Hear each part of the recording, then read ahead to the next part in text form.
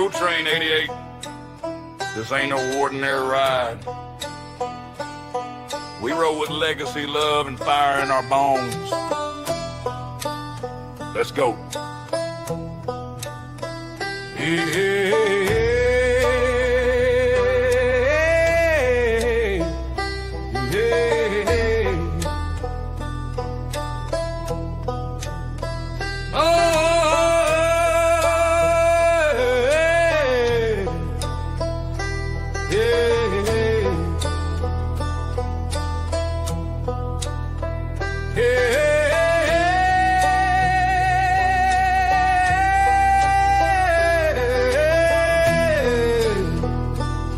True Train 88.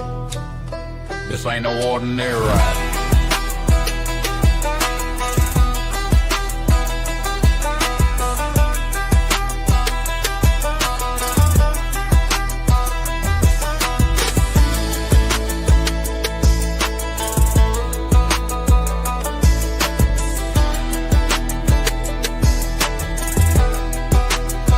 We roll with legacy, love, and fire in our bones.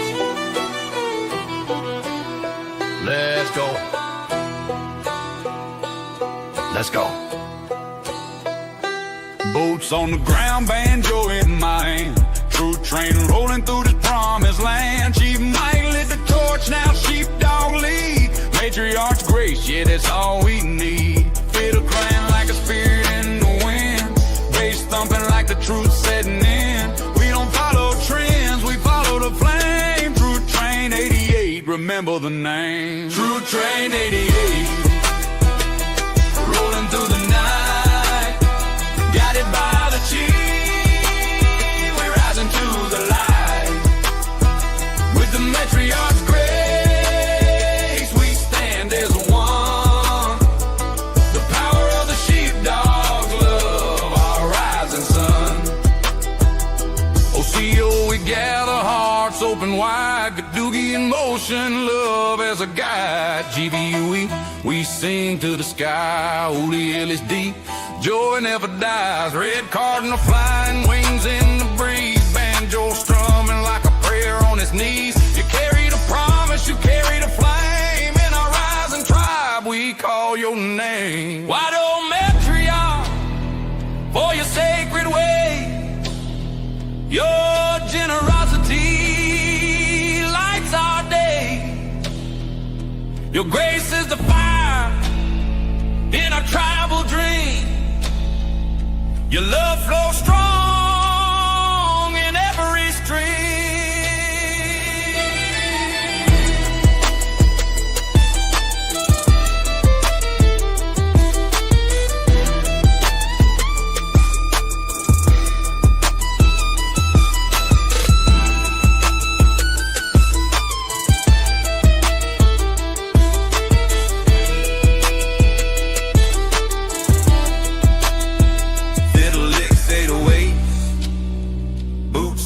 Trail, healing frequencies rise like steam. True Train 88, this ain't no dream. True Train 88, we ride with the flame. True Train 88, we rise in a name.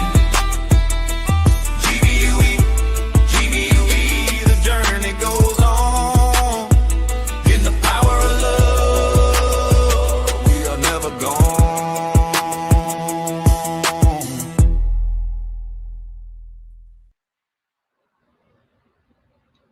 True Train 88. This ain't no game.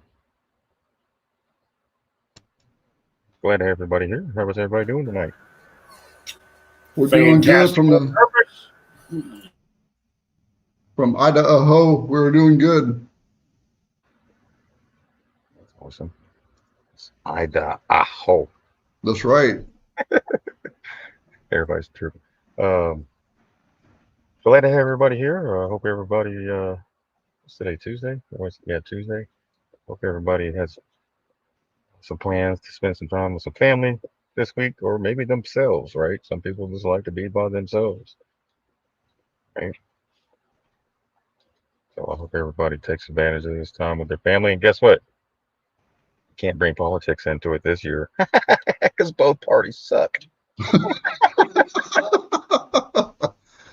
Y'all can't even argue with each other this year. Yeah, it's Oh. good. Both parties suck, and the government payment system swallows. Yes. Oh, we suck again.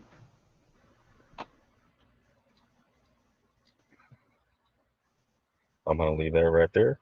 Keep it moving. Well, let's just take a quick moment and send some good positive vibes to Nadine for hopefully her headache goes away and she starts to feeling better. Oh, thank you. No, we're doing okay. I was just sending out the shows from YouTube and Rumble to Twitter and Facebook. So thank you. You're welcome. You weren't going to respond to my chain pull this early in the show?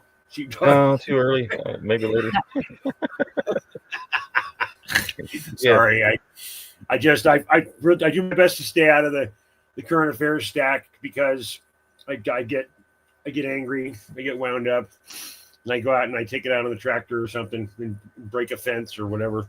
But there's just so much coming at us so fast. The level of corruption in DC, it's a nation state. It's not part of our nation, and it's just a theft ring. And so this dissonance still happens to me, where I'm like, is there any good thing that has come out of Washington since what?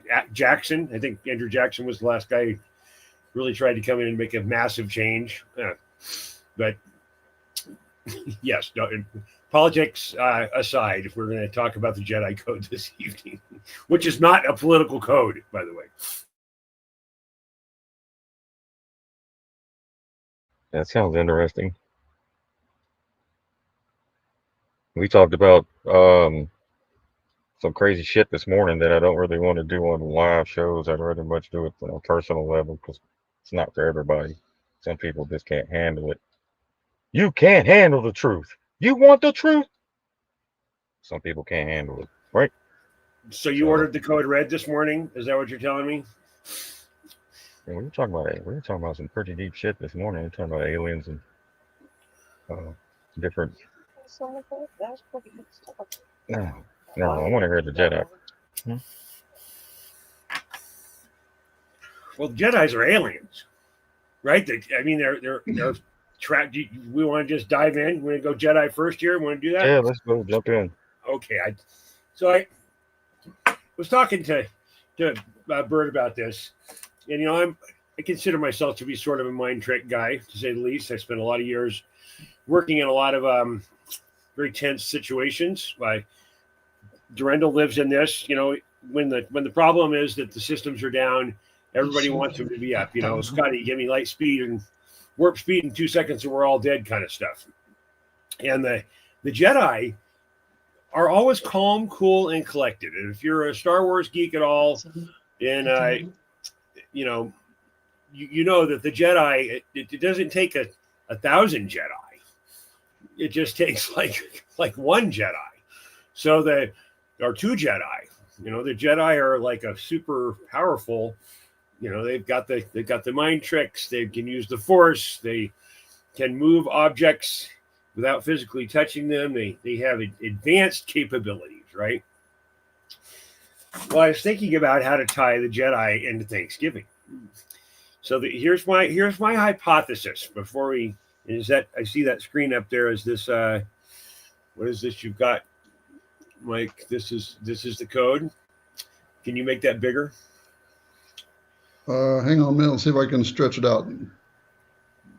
There you go. There you go. I wanted Sheepdog to see the blue and the red sides of this, and then the purple in the middle. For Force. Yes.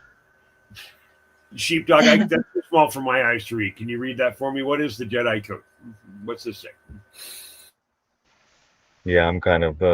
I got it. I'll give it in Durendal voice. There we go. There is no good without evil. but evil must not be allowed to flourish. There is passion, yet peace, serenity, yet emotion, chaos, yet order. There is no dark side, nor the light side. There is only the Force.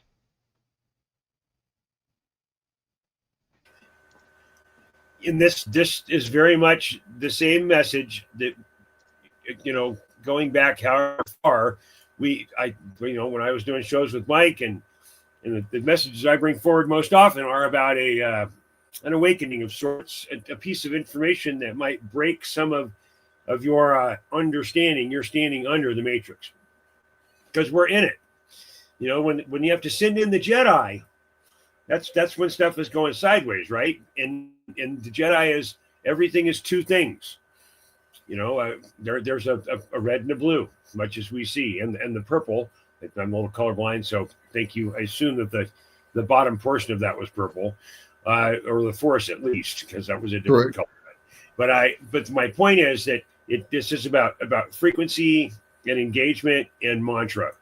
So if you're heading into the holiday season, and there's that grudge that you've got against the cousin that might be there, you are standing in the way of the Force. You're letting that emotion overcome a prediction of what is going to happen. And that's we're getting way ahead of myself in my notes here, but the correct use of a code, whether a code like a binary code is a left or a right, it's a 0 or a 1.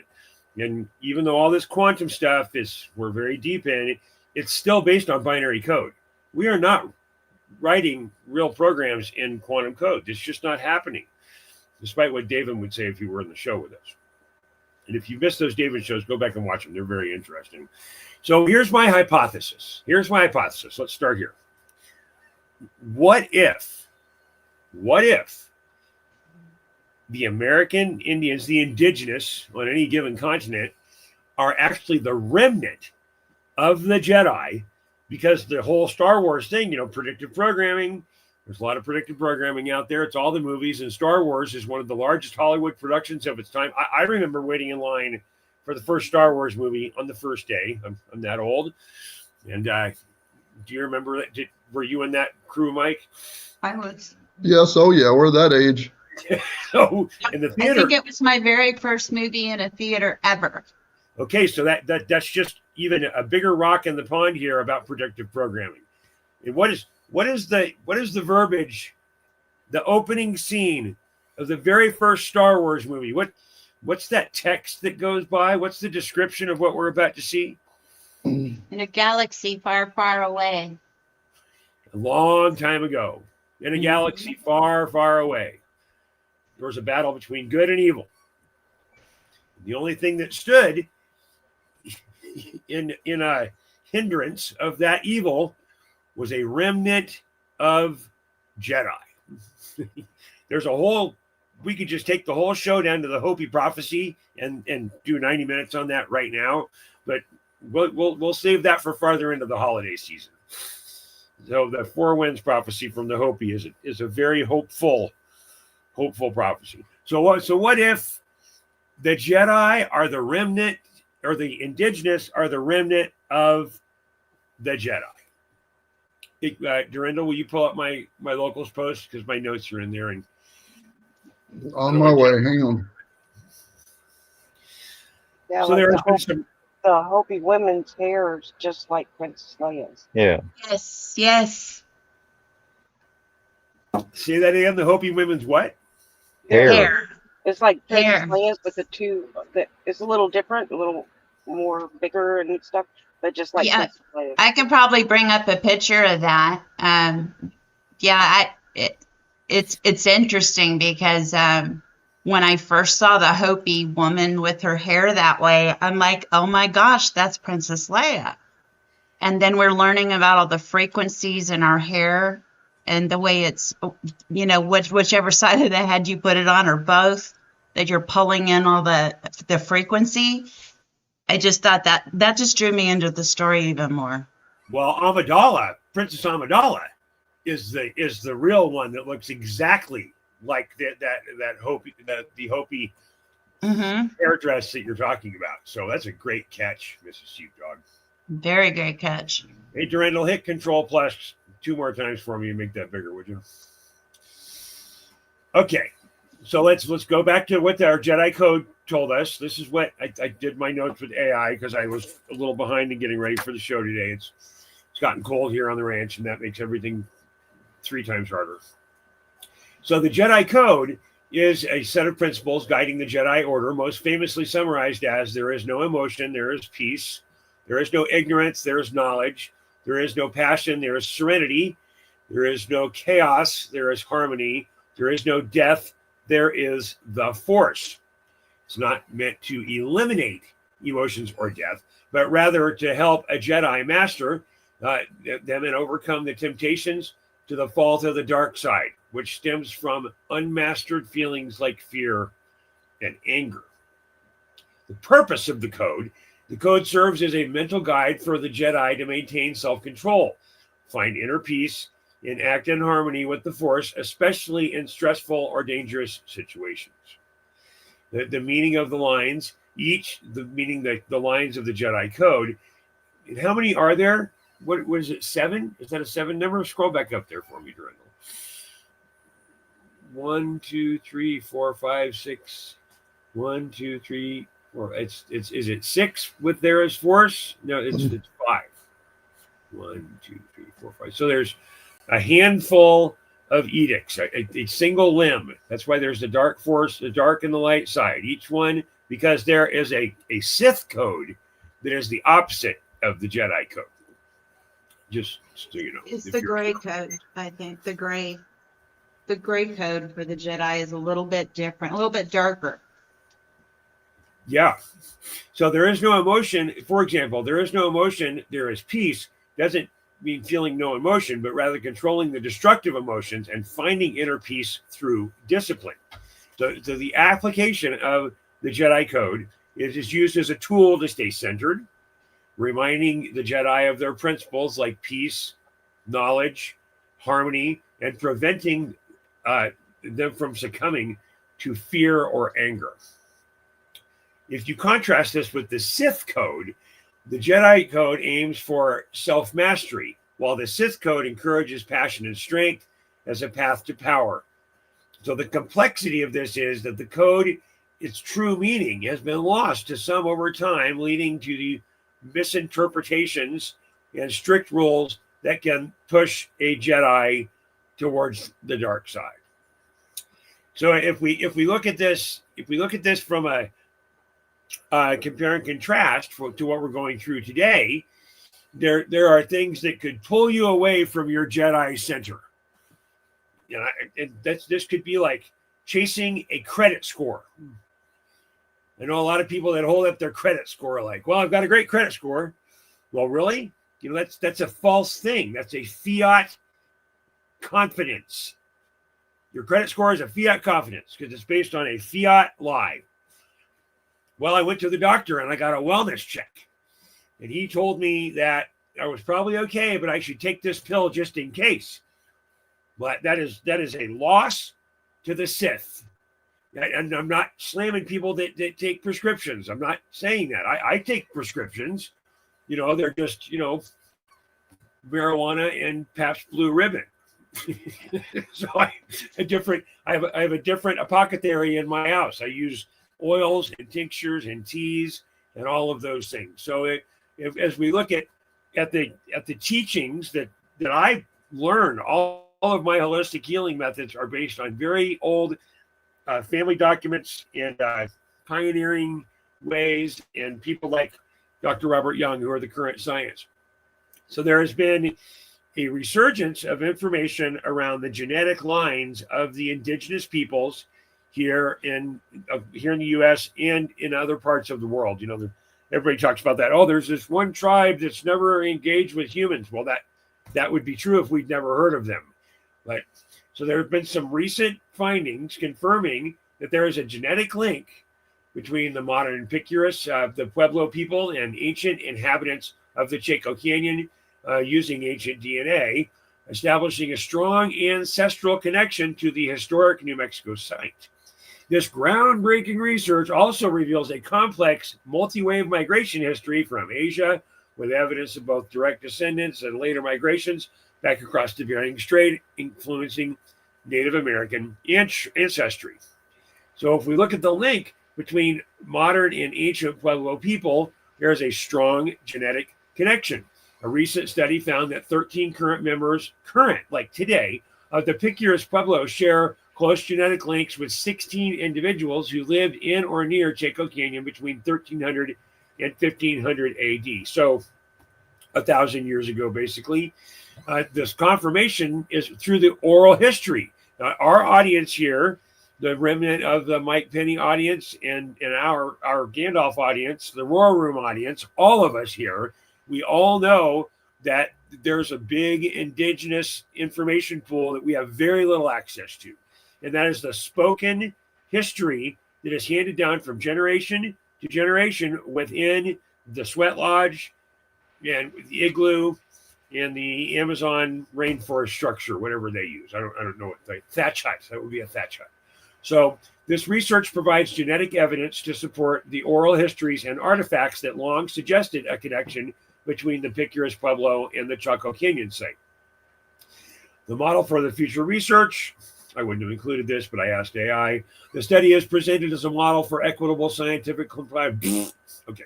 The broader implications for this Native American ancestry. Remember, my hypothesis here is that the American Indians are the remnant of the Jedi. And I think I might have something.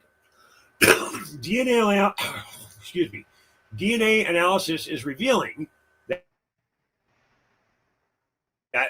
the peopling of the Americas was more complex than previously thought, involving multiple migration waves and even back migrations. So the ancient Berengenians, the ancient Berengenian group, for instance, remained in the far north for thousands of years before their descendants dispersed. This was a multi-wave migration. The studies have identified at least 3 major migration events from Asia and also show that some populations travel back to Asia, showing a 2-way traffic across the Bering Strait. Remember, the Bering Strait used to have a land bridge before the tectonic plate shift. That was the last reset, the last large reset, which I think was a couple of thousand years ago. The 2-way traffic across the Bering Strait, this is the influence of the Asian populations. The findings show that the Native American ancestry comes not only from Siberia, but also from other parts of Asia, such as northern coastal China. So let's take a pause here for a second, because let's just say that I'm correct, and the indigenous, no matter where you are on which continent, that they are the remnant of the Jedi. Because if you've seen the Star Wars movie, the Jedi's come in all shapes and sizes.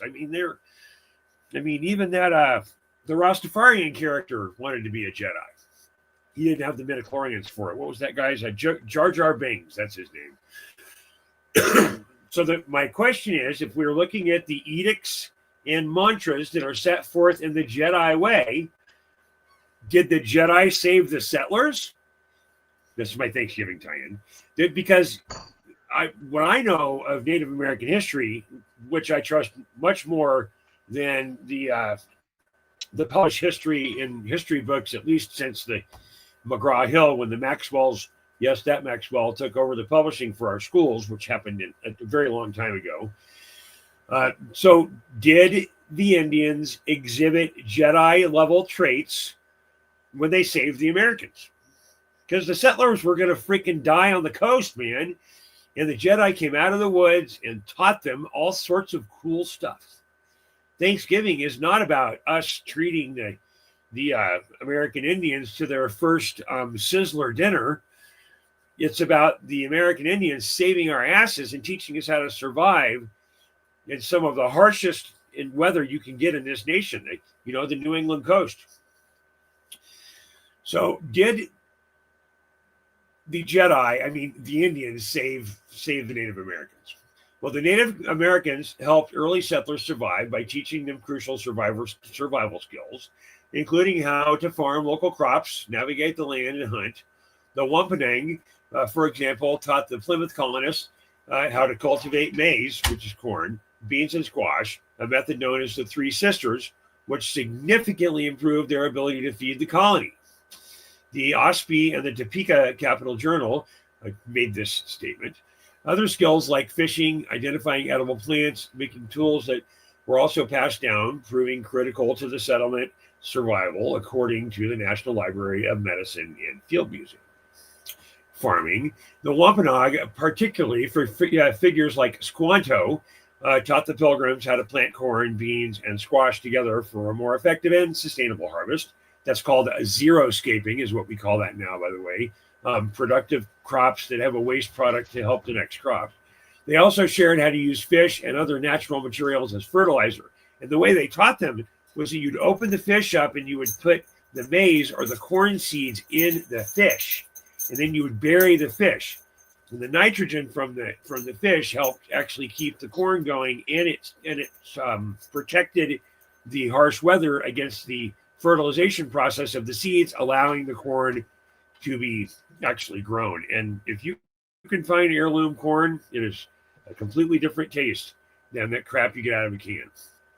Hunting and fishing. The Native Americans shared techniques for trapping animals and identifying where to find fish. Where the vital food sources, they instructed them on which wild plants and berries were safe to eat and which were poisonous. In that same AI should have given me, there are many tinctures, teas, oils, and in homeopathic natural healing modalities that were also taught by the Indians. That settlers were taught how to navigate the new land by both water and land. And they shared a bunch of other skills with them, like tanning animal hides, using medical herbs, building shelters, and all that good stuff. So this is my hypothesis here. I'd like to run this around the table. Do we think that and just like the Sith, they destroyed the Jedi, right? If you've seen the Star Wars movies, what was it, Directive 80, I think, that was kill all of the Jedi right now. There was yet another expungement of all of the historical narrative, all the old knowledge, the higher moral calling of coming to your brother's help, even though he's on a different world, the new world, the new world. So we're saving these people and all the indigenous are, because genetics has shown us this recently. That's sort of breaking news, that maybe the indigenous on every continent are the ones that got off on the escape pods when the moon was brought here as a ship, and the Jedi were on that, and they escaped and they abandoned down to Earth. And does that fall into your fallen angels narrative? I don't know. It's a little bit too far out. What do you think? Are the last of the Jedi the American Indians, the Aboriginal Indians, the Amazonian Indians? Does my goat bladder hold water? Yeah, check that TikTok with that the Indian.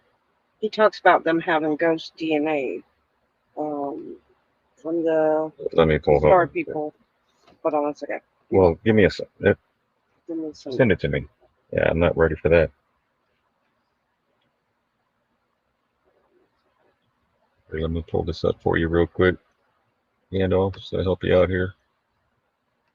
And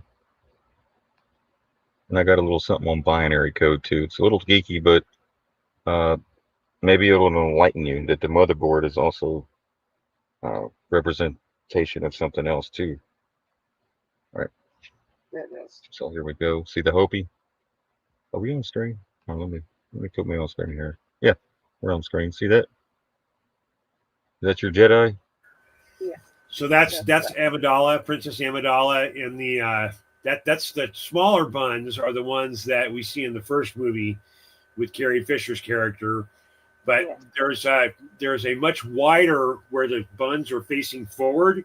That is Prince Amidala in the third movie, and and that woman in that picture is actually a shaman, based on my teachings on American history and what I know about what I know. So that's good stuff. That is not an American Indigenous Indian. That's a South Park character. Okay, there you go. Oh, that's a good video. I'll share it with you later.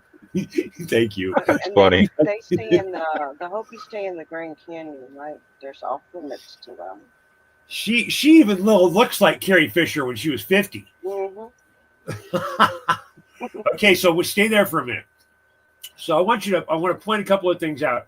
So this your hair, there's a in World War II there were a bunch of Indians that did code. There's a movie called Code Talkers, CODETALKERS, Code Talkers, and it's about these Indians that threat of death preserved their language, and the Germans couldn't break it.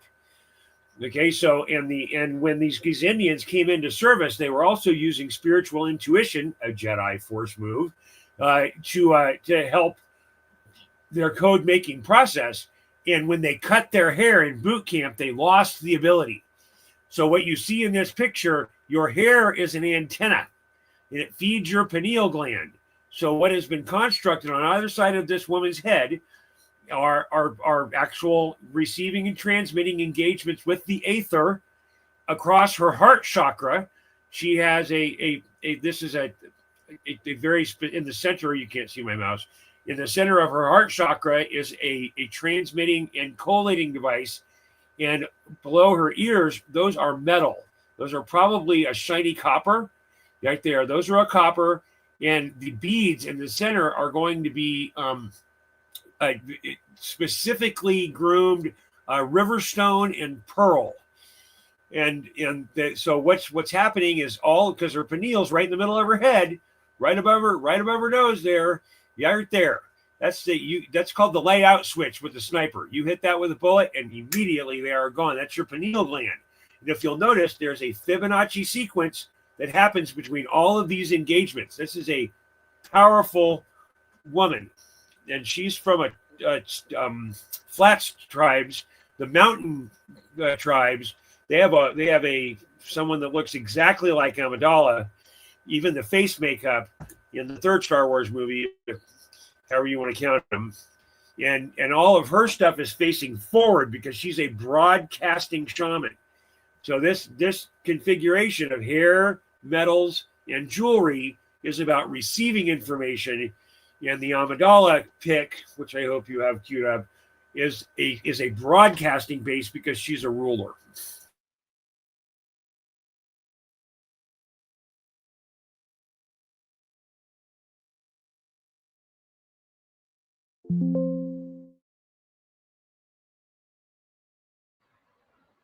Yeah, what picture are you talking about, Gandalf, that you wish I had or something, so I can get it for you? Okay, There's in the third Star Wars movie, what's her name plays Princess Amidala. It's the cast back to Who Becomes Darth Vader movie, and she has a headdress on when she is presenting, and there's an American Indian representation that is. It's exactly the same. It's exactly. I'll see if I can find it and send you a link. Give me a second. But this is my whole reinforcement to my hypothesis that the American Indians. The more I talk about this, the more I convince myself.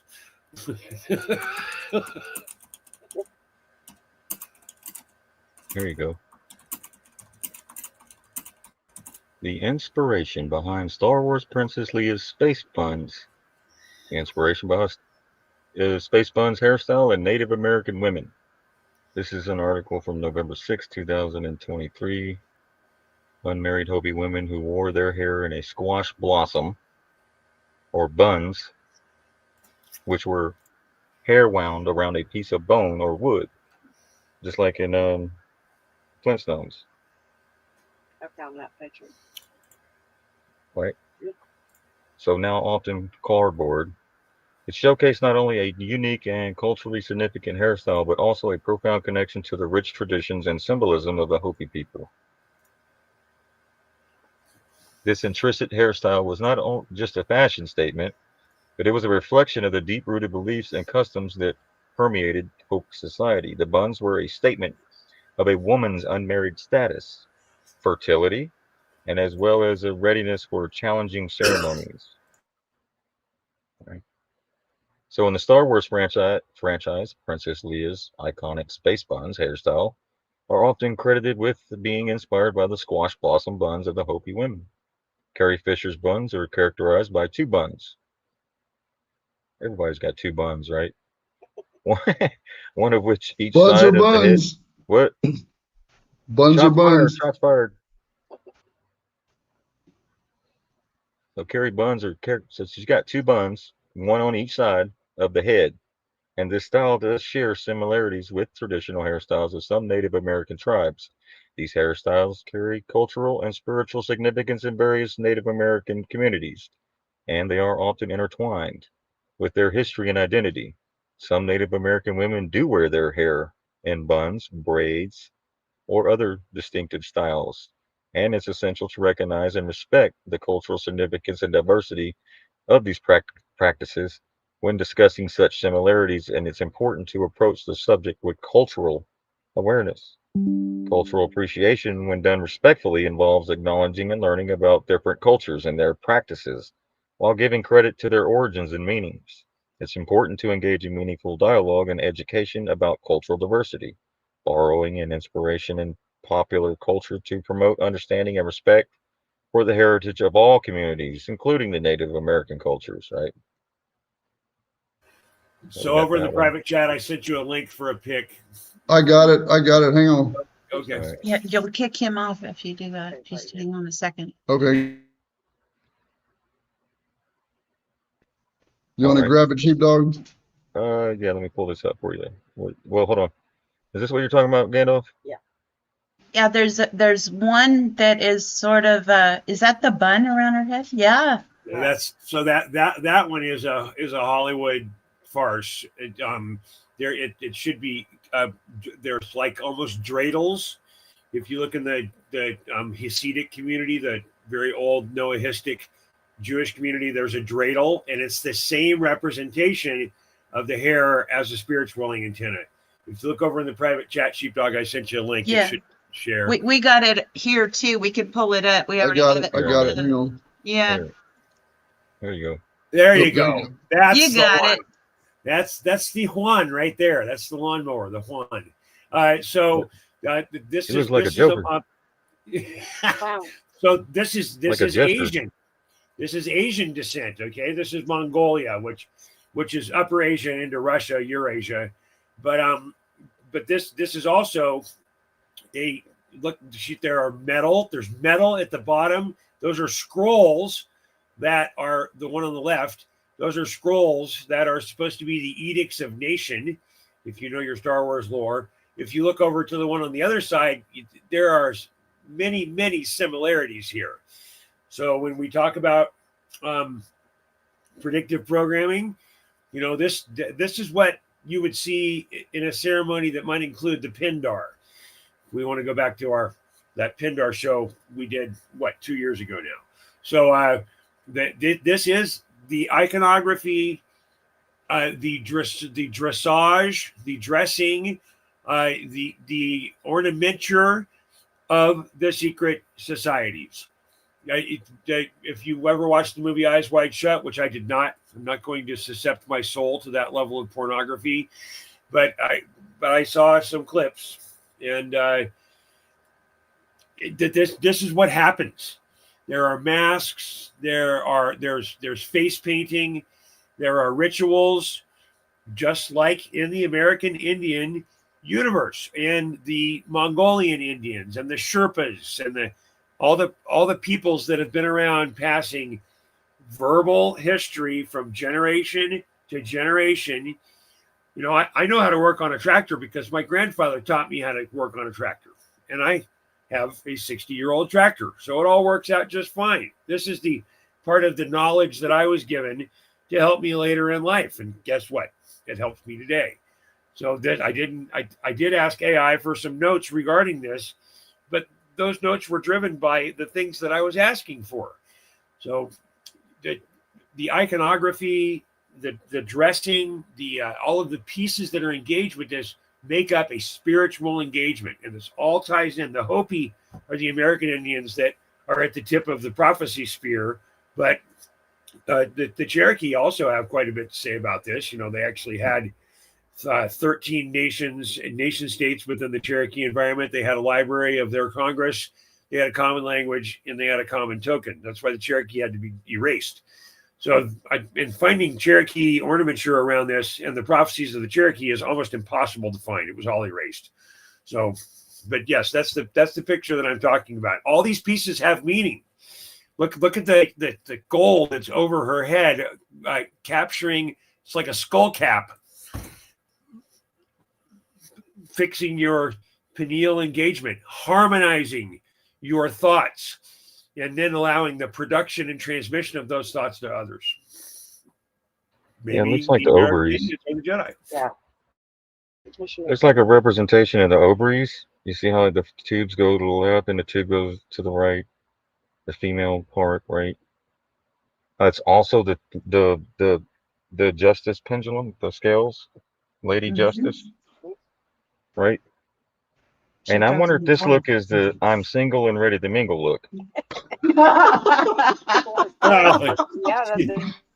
That's certainly what young Darth. Because we're talking about fertility, right? yes. That's what this is, all of it.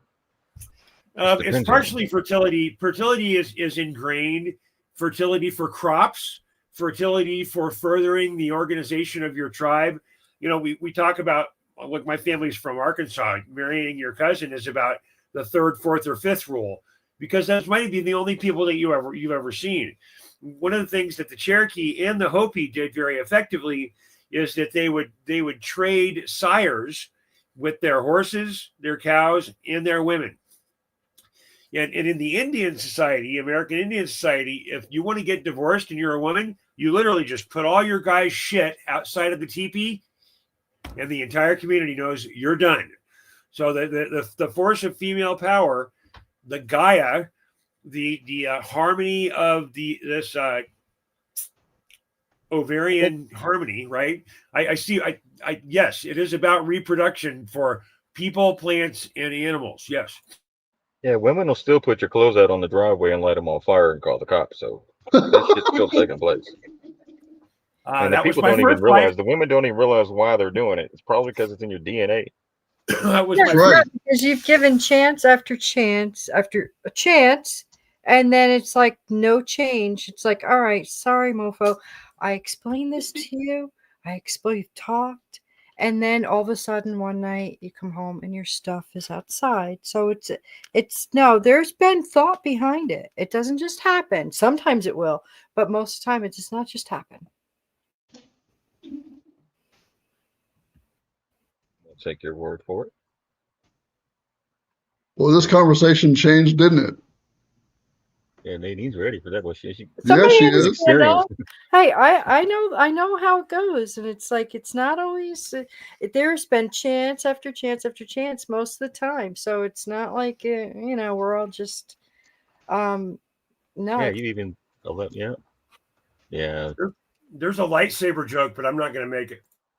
Oh shit. Let me So go if ahead you and play watch this. my content, I always talk about how Native Americans have ties to extraterrestrials, how we have ghost DNA, maybe it's Nephilim blood or Sky People blood. Either way, we have a unique genetic makeup. And here's the ex-CIA director talking about how specifically Iroquoian-speaking people, Cherokee, have this type of DNA. So the second part is about CIA's interest in alien DNA. And the historian said that we had an interest in alien DNA going back since World War II. Now, it didn't say that they completely knew about the alien DNA genome, because that technology didn't come around until the 1990s. But there was an interest in some aspect of genetics. Yes, absolutely. Dealing with alien DNA. And more profound was that CIA was interested in certain humans that may have had an enhancement of this alien DNA. That is to say that basically we're all aliens in some respect. But some of us, some humans, have an enhancement of the alien DNA. And that was the first time I ever heard that. To me, that was the most shocking thing I ever heard of.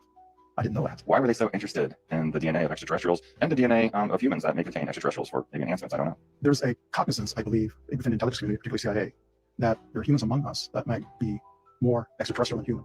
And how do you identify them? That could be a major factor in why Absolutely. we're interested in that. And there's also the, I guess you would call contact tracing of like who's who. Right. And so what they did reveal that there was an interest in certain families. How would you understand families? I understand families to mean bloodlines. Right. That they were interested in certain bloodlines, going back to Ancient times. who knows, ancient times. Did they mention other heritages around the planet that through this marker? I was specifically told that the Cherokee heritage, the Cherokee nation, had something to do with the phenomena. And furthermore, that it has something to do with perhaps even the actual existence of Atlantis. So did you hear what he said? He was saying that the CIA was interested in these bloodlines that go back to ancient times and possibly even Atlantis. So when you hear all this information coming out online, you're going to realize that there's a lot of people taking advantage of the fact of this day and age we're in, of exposing new information and putting people onto the truth. So you got a lot of liars out there that are saying they're the Indians and all that. Listen, take a DNA test. If you don't have undetermined DNA or unknown DNA, you don't have what we're talking about. Native Americans are the ones that have the unknown or undetermined DNA. Half of us, they don't even know our DNA, what it is, who it is, but we do. It's the sky people or the star people, what you guys would call the Nephilim. We are the original humans, and this is just another one to add for more evidence, more proof. Go ahead and repost this, y'all. So I want to say, I don't know if y'all can hear me. They keep saying like Native American, but you don't hear me? So, yeah, they keep saying Native American, but what we got to understand that all these lands here where we're at, there's nothing new under the sun. We're all one at one point. So you can't just say that the DNA is only here in America, first off, right? There's no containing it, right? So it would be South America, North America, Canada, China, Russia. It could be, everyone that's native to those lands at that moment in time. We all came from the one, right? However, the DNAs have been manipulated. Right. From the sky people, like you said, the Native American have the ghost DNA, which is from the angelic, right? Which they call the Nephilim in the Bible, but they're actually from the angels. So, right. The DNA is manipulated as recently as the last 5 years. The mRNA injections, genetic engagements, the whole 23andMe data breach side with the digital cloning within AI centers that are being built right now. This is not a brand new war. What's post 4966 say? Your DNA. Protect your DNA. It's very, very important. Your DNA is an antenna. Yep.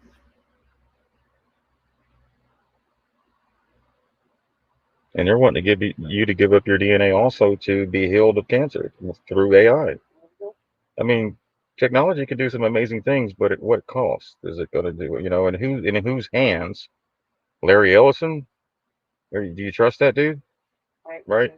Like the hope you talk about, the sky people coming down. They're going to come down, and everything they'll heal the land, which will heal us. So they talk about these. We go listen to Hopi prophecy, but they're only allowed to do something up to a point, and then the sky people will come. So one of the first shows I was ever on the Patriot Party News a million years ago. First time I was ever on with Mike. I was having a conversation. We were having a conversation about somebody, and I can't remember. I think it was Larry Ellison, which triggered my memory. And Warren says, "Well, what do you think about that guy?" And I barged in and said, "You don't get that high up the food chain without eating a kid." That's right. Damn. Yeah, that or dog shit. Well, I the heard dog they eat shit poop too. No, that's the first ceremony, bro. Yeah, you have to. So when you get inducted, it's the Fear Factor show with Joe Rogan all over. It is. They normalized it. I love that you know that. So the first induction ceremony, when you know you're in the shit, it's one of the reasons it's a phrase, is because you have to show up at this dinner and you think you're going to get this big prize and get into the club, and everybody in the room takes a shit on a plate, and you have to eat the shit in front of them. That is a real a secret society ritual. That is a real thing. And if you gasp or choke, they beat the crap out of you. The Black Eye Club. I'm glad I ate dinner before this show.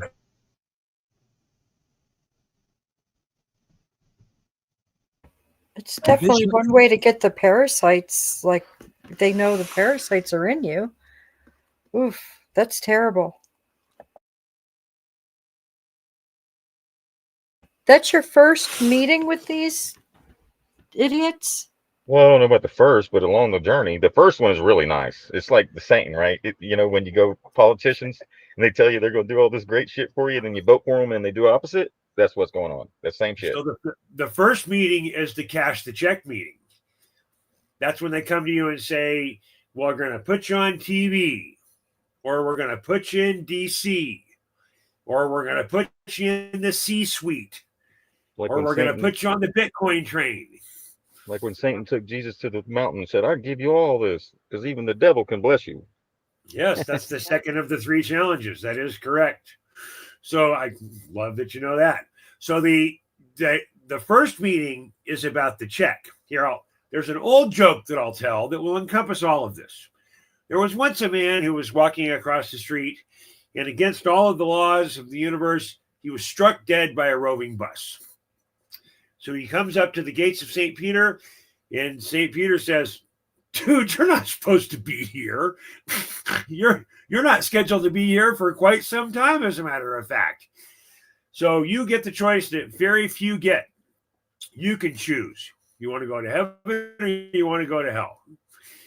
So the guy says, well, I don't know. I don't know. I have never seen these places before. So he's given 24 hours to roam around heaven, and there's not a lot going on. There's a lot of napping on clouds.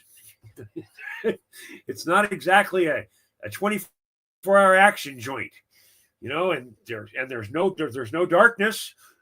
The light of the Lamb shines across heaven in all hours of all days for all eternity. So, he's got a problem with that. And so he takes a second day and he goes down to hell. And he gets there and it's like Vegas on taxpayer money. Oh my God.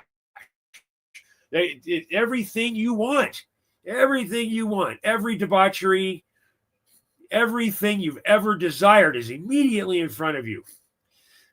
Well, the guy finishes his day in Vegas. He's a little hungover. He shows up in front of St. Peter, and St. Peter says, what are you doing? He says, yo, I'm going down, baby. It is fantastic. A second later, he's up to his neck in boiling refuse. Boiling refuse. It is agony. And the guy looks over at Satan and says, whoa, what's up? And where's the thing we had yesterday? And Satan looks at him and says, oh, you were a prospect then. Now you're a client.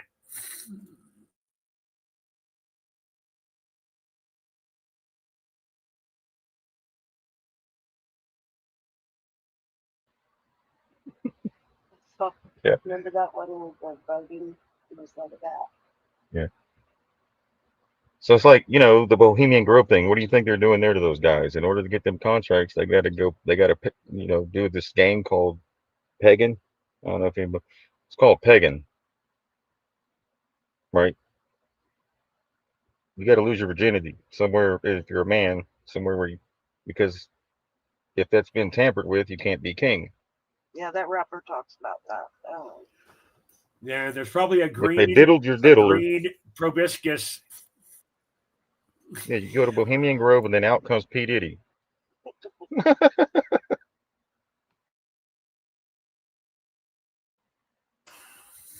And the lube is extra. You got to pay for the lube. Well, there's no shortage when he's around. Yeah, that's for sure. Oh, the video. Yeah, so you don't get them contracts because you're just so talented, right? This is definitely an initiation process. But here's the Hopi Underground. This goes all the way to the Grand Canyon, Kiva, Southwest Legend, right? The Grand Canyon's huge. Great pull, Sheep. Great pull. Entire civilization thriving underneath the soil, quarreling and carrying on wars unseen by human eyes.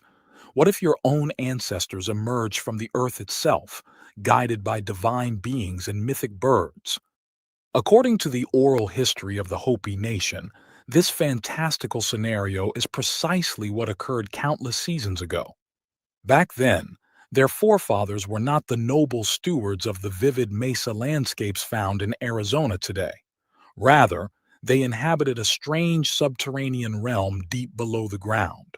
What follows is the story of the Hopi people and their miraculous emergence into the light of day through a sacred opening still revered in their culture. Journey with us as we recount this stirring legend from a time when birds and gods walked among men below ground and directed their destiny above it. Hi, I am your desert frontiersman, Alan. If you enjoy this, leave a like or comment. For more Southwest exploration, hit the subscribe button.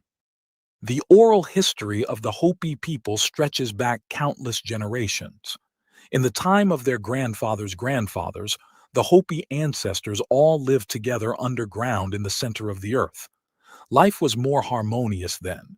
They would spend their days blissfully playing in the willow thickets along winding streams.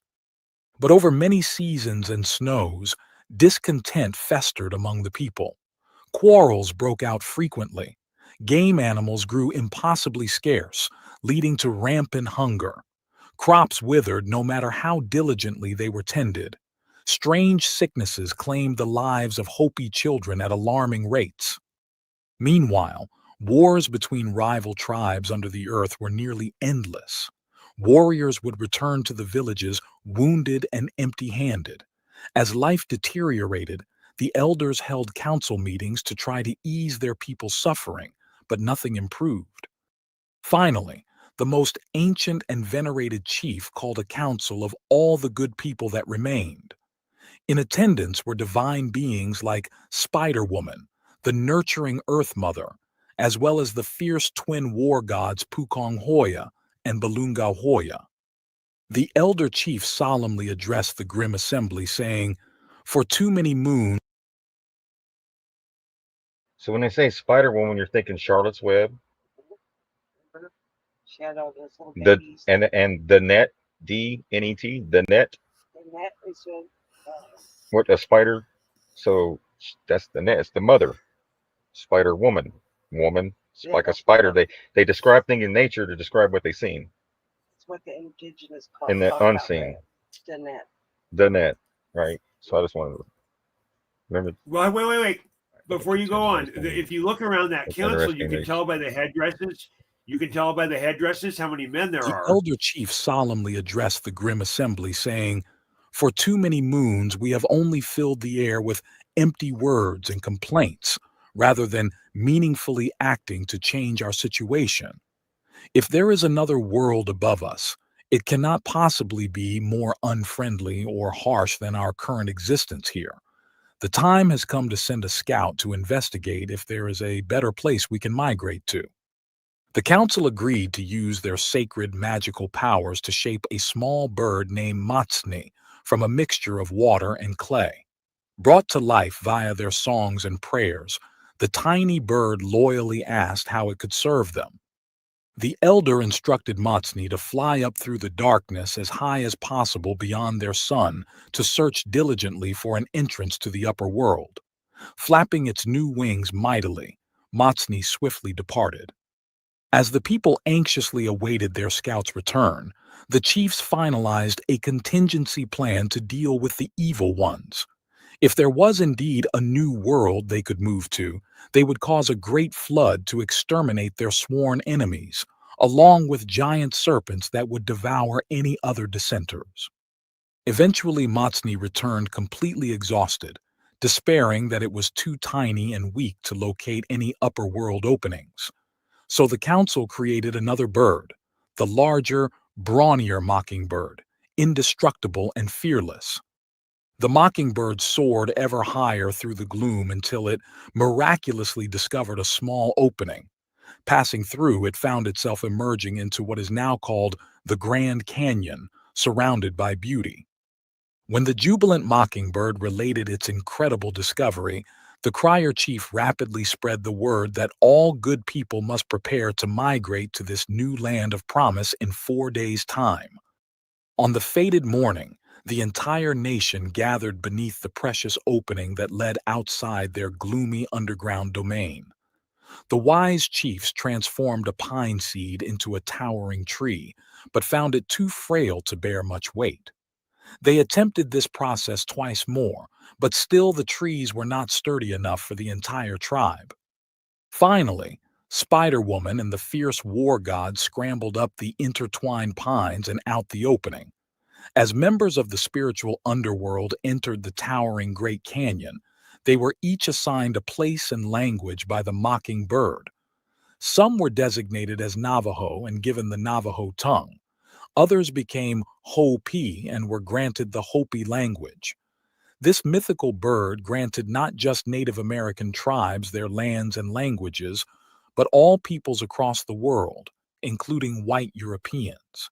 Every community worldwide was believed to have received their homeland and native speech from this one legendary bird. However, the overtaxed mockingbird eventually grew far too exhausted to keep apportioning lands and tongues. Some late ascending clans were forced to turn back, condemned to wander the depths forever. This mythic opening to the upper world remained sacred to the Hopi, who still refer to it as Sipapu. All their villages contain symbolic stone shrine kivas representing Sipapu, reminding them of their glorious deliverance into this wondrous world where they now reside. I hope you enjoyed this South.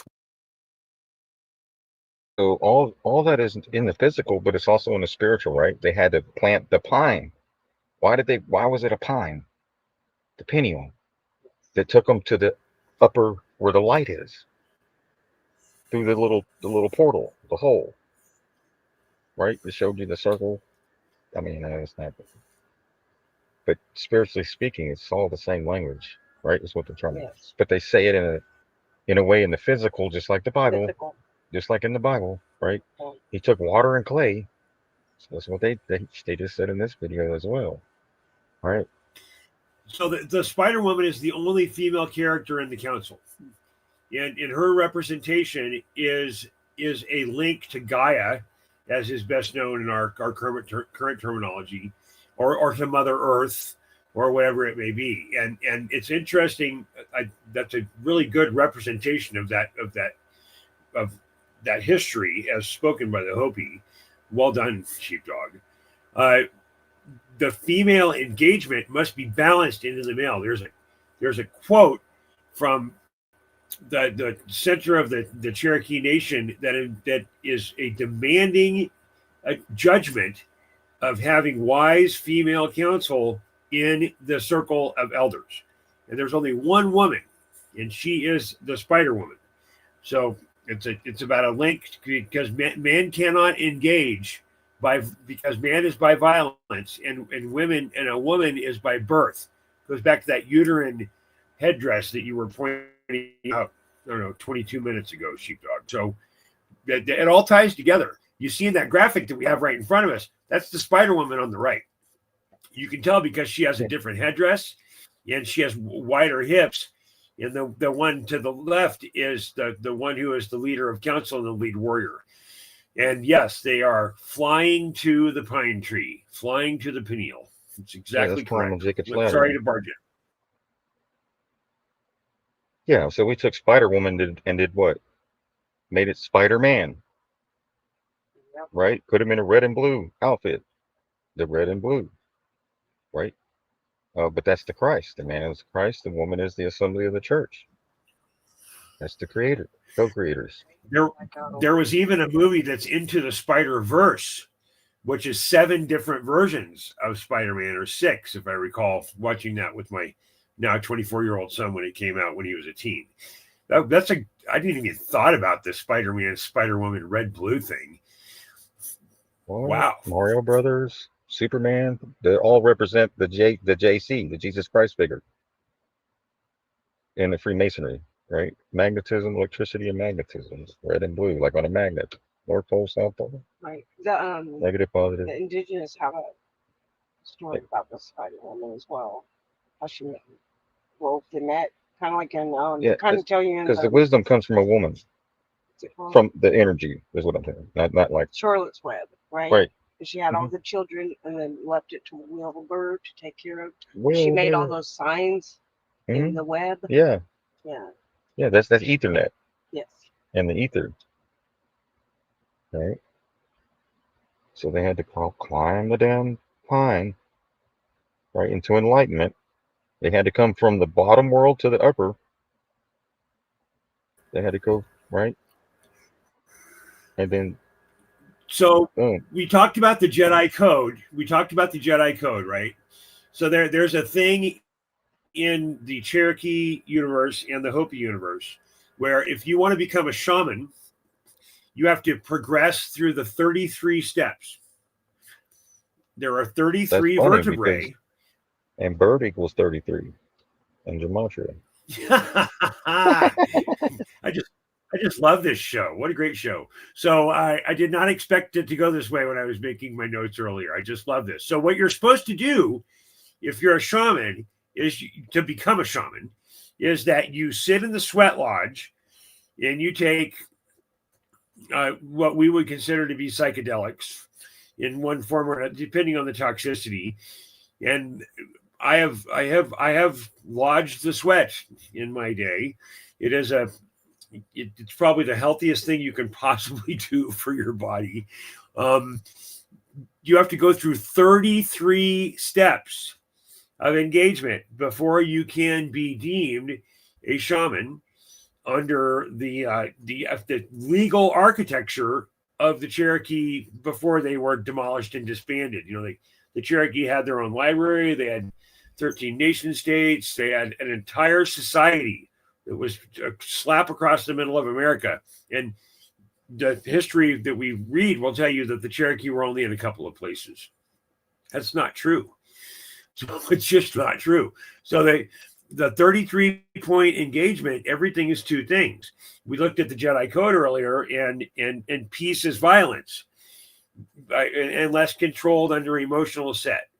So this is what the shaman was supposed to be able to do. He was supposed to be able to bring forward a reasonable engagement based on the energy of the environment.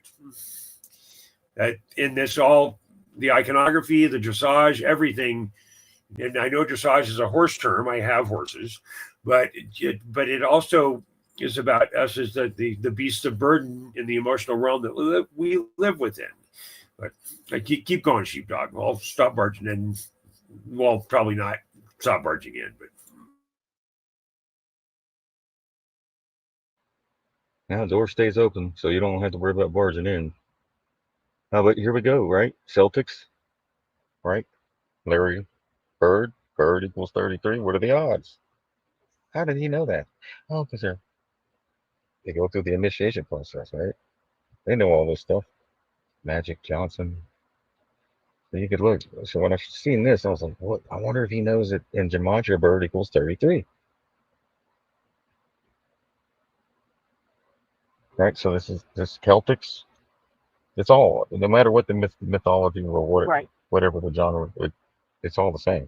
It's all universal, Celtics. right? So they took the universal and they made it into different religions with names and different characters because your religion is based on where you're born. That's it, right? Exactly. So so that's given. Yeah, this really gets deep quick here, sheepdog. you got This is a waders on, slippery right? slope. Well, what's about? But we go back to the DNA. Post 4966. One of the posts I have memorized just because I know it says protect your DNA. It's the most important thing you can do. All of us in this audience, myself included, I'm an audience of this show. I do real work around this process. All of us are looking for this ascension level thing, right? It's supposed to happen in a flash, and before you know it, we'll all be living 1,000 years. I don't think that's going to happen. I think the only way that we learn and we move forward, this is going to take a generation. We the truth seekers, the War Room guys, are out here doing the best that we can to make this a real thing and help open people's eyes. Gematria is part of this. I tell you, I am not a gematria person. I'm not a Q guy, except for a couple of exceptions. And I'm not a gematria guy, just because I don't have the bandwidth for it. I'm so thankful that Sheep has done his homework here. Tell me about Yeah, I've been looking at 255. this for a few years. We're not keeping. So when you're talking about generations, right? You're talking about generations, and I remember you opened it up at the beginning of the show. You were talking about binary code, right? This is binary code in your face, and here you are right here, right? This is your mom and dad. Your mom and dad have a mom and dad, right? Those mom and dads and those mom and dads have a mom and dad. That's 8, and it goes all the way back to 128, your ancestors, to 255. So that's how many people, generations it took, or people, you can do the math to get you here to this one. Just one person, you. It took this many generations. You can go this many generations back. And this is on the motherboard, right? It's on the computer. Yes. It's even the computer can't even. So you know this is the primary sequence to build a blockchain. Did you know that? I am a tech guy. This is the primary sequence to build a 128-bit blockchain. The initial transaction is the 1. You want to back me up on this, Durandal? Yeah, Neo. This is a Neo blockchain is build 1. unit. Yes, you are the 1, Neo. Yeah. You are the 1. The 128 is the false you. The 128 is the false you, the hidden you. Right here. All the way back. So this is your grandma. This is your great-great-grandma. This is your great-great-grandma. Great-great-great-great-grandma. Then you keep this going back. It just goes back. Because everything splits, because it took your mom and dad to get you here. So your mom and dad have a mom and dad. So that's 8. Yeah. Because the computer is mimics us. And so then it's all based off and of then us, right. the human body. Mm-hmm.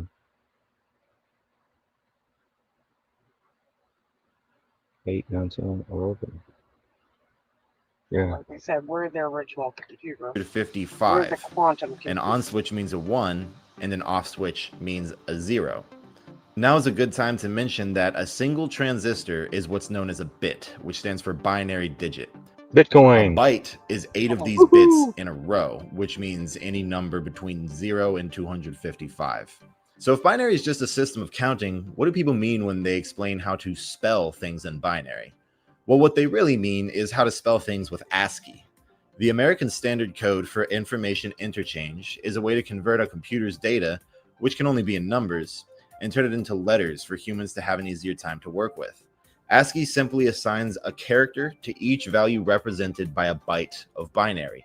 And because a byte has 8 digits of binary to work with, and 8 digits of binary can represent up to 255 values, ASCII had 255 letters and symbols to choose from, more than enough for the entire alphabet, punctuation marks, and other symbols. For example, the corresponding ASCII number for an uppercase A is 65. Now, 65 in base 10 is equal to 1,000,001 in binary. So whenever you type in an uppercase A in a word program, a coding program, or a scripting program, or whatever, somewhere there's a little tiny row of 8 transistors arranged in the pattern of off, on, off, off, off, off, off, on, which represents 0, 1, 0, 0, 0, 0, 0, 1 in binary, which is interpreted as 65 in base 10, which is converted by ASCII into an uppercase A.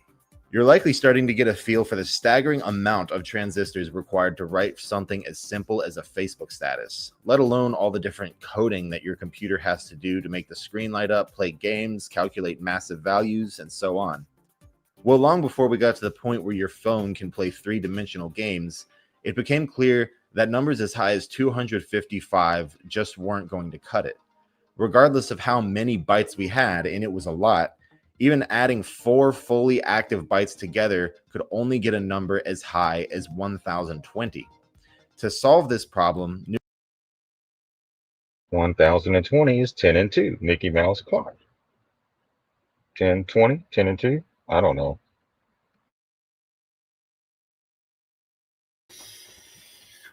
So, Sheepdog, I got a question for you.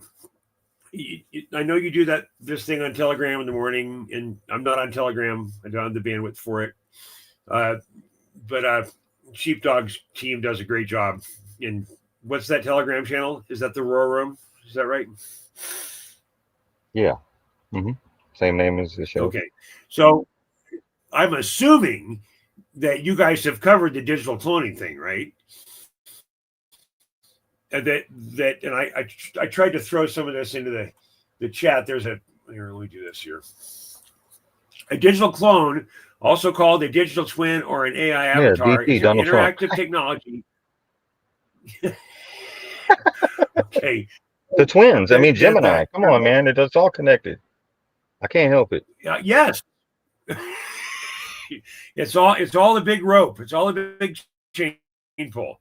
You know, they're digitally cloning us so they can predict us, so they can give us what we need. It's the Sith model. It's the opposite of the Jedi model.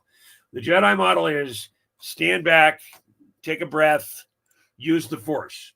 The Sith model is order Uber Eats and play a video game. I don't know. I can't even build the Sith model side of.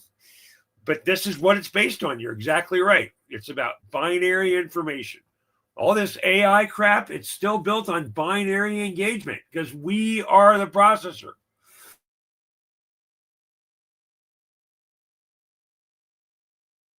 Good. If you listen to the Hopi, they do not touch any technology for a reason. They talk about this too. Gonna get They your ass. don't even have electricity. They were told not to. Well, there's Hopi right now that are on YouTube. Yeah. So yeah, you there's can listen. They'll tell you. yeah. Well, Because they know with what the this traditional. is, Same thing with the what Amish. this is. Yeah. It's a copy of the natural. So they're told they do not touch any of this stuff. Right. So let's look at this. Check this out. Let's get past the boring part here. And positional that we all know and love today.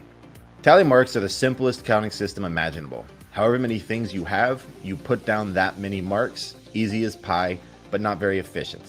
Meanwhile, base 10 positional, which is what we use today, uses a different symbol to represent different amounts of things. With the numbers 0 through 9, we can recognize that each symbol indicates a different amount 9 of is most things. high. If we need to represent something higher than 9, we add a digit to the left, roll its first digit back to 0, and start over. This 0, system 1. is very efficient compared to tally marks because each digit we add exponentially increases the amount of things we can represent. Because in this system we add a new digit every 10 things, each digit represents an increasing power of 10. This is the number of ones we have, the number of tens, the number of hundreds, the number of thousands, and so on. Now, this is probably something you already know, but it's very important to keep it in mind when we talk about binary. Now, binary works the exact same way as base 10 positional, but instead of each digit going from 0 to 9, it goes from 0 to 1. Counting upwards in binary sounds like this: 0, 1, 10, 11, 100, 101, 110, 111, and 1000.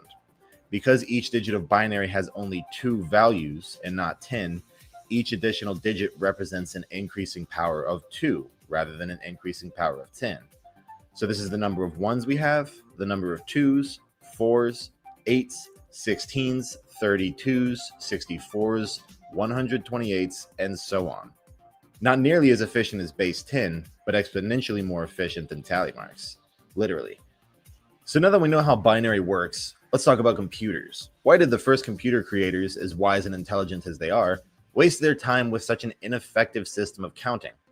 Well, it's because of a physical limitation on how computers work. Everything a computer does comes down to what's known as microtransistors. Simple, tiny, eensy-beensy little switches that can either be on or off and can be flipped on or off with a very weak electrical charge. The first goal was to get computers to count.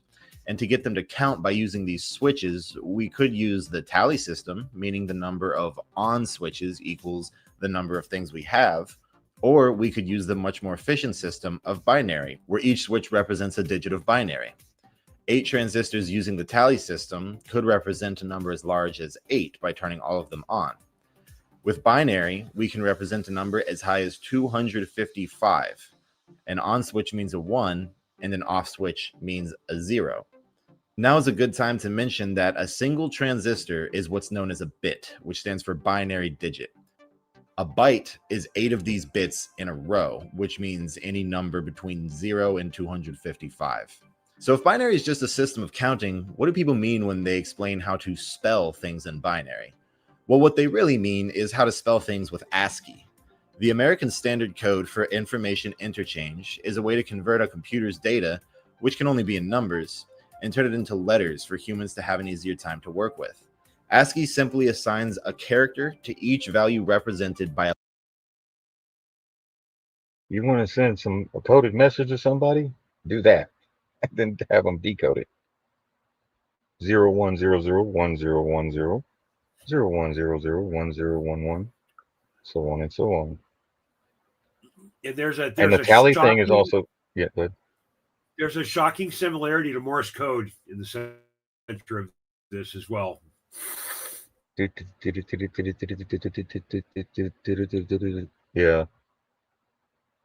I could see that. And the tally marks is good for decoding as well. Here we go. A byte of binary. And because a byte has 8 digits of binary to work with, and 8 digits of binary can represent up to 255 values, ASCII had 255 letters and symbols to choose from, more than enough for the entire alphabet, punctuation marks, and other symbols. For example, the corresponding ASCII number for an uppercase A is 65. Now, 65 in base 10 is equal to 1,000,001 in binary.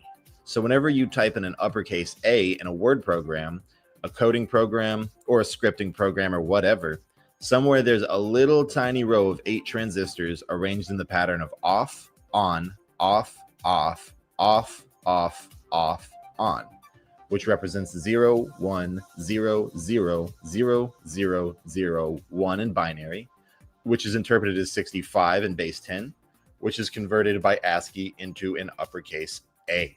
You're likely starting to get a feel for the staggering amount of transistors required to write something as simple as a Facebook status, let alone all the different coding that your computer has to do to make the screen light up, play games, calculate massive values, and so on. Well, long before we got to the point where your phone can play 3-dimensional games, it became clear that numbers as high as 255 just weren't going to cut it. Regardless of how many bytes we had, and it was a lot, even adding 4 fully active bytes together could only get a number as high as 1020. To solve this problem, new computers were designed to recognize 2 bytes as one single number. So now instead of referencing one line of 8 transistors, computers could reference 2 lines, giving 16 digits worth of binary. This was a huge help because it increased the amount of representable numbers exponentially from 255 up to full, because your program isn't... Now that doesn't mean that a 16-bit system is exponentially that much more powerful, because your program isn't always going to be utilizing all of these numbers in each byte that it represents. It just has the option to, which opens up lots of doors. Well, this could go on for ages and ages, but I want to end this particular video right here so as not to be overwhelming. In future videos, I will explain how computers use these numbers to decide which pixel is what color on your monitor, what the different components of your computer are for, and how hard drives store binary digits on a spinning disk rather than in transistors. Thank you for watching. All information is stored on a record, like Saturn, right? See the ring around Saturn? It's like a record player. It records everything we're doing right now is recorded in the ether. Right. So, right? Yes. So, Sheepdog, can you see if you can find something for me? I've seen this video before, and it is a down view of a city, and then a super microscope that's looking at a circuit board, no, a chipset, not a circuit board, a chipset, like a main processor. And the streets and the city layouts, it looks exactly the same. I think it was the newest Apple chip that I saw this on most recently. But it's not a striking similarity. It's exactly the same thing. Yeah, they set up their towns like that. Out of your the architecture, power grid in their communities. I saw it on shorts on. Yeah, that's how and they the power overlaid grid. the. Yes, that's exactly the same thing. Can you That's how they find that overlay overlaid. set? That's what happened. Overlaid the original Matrix. That's what happened. It fried at some point. Yes. That's what fried the system and caused all this cataclysmic event. Yep. Because everybody was hooked up to the circuit board, and the circuit board fried.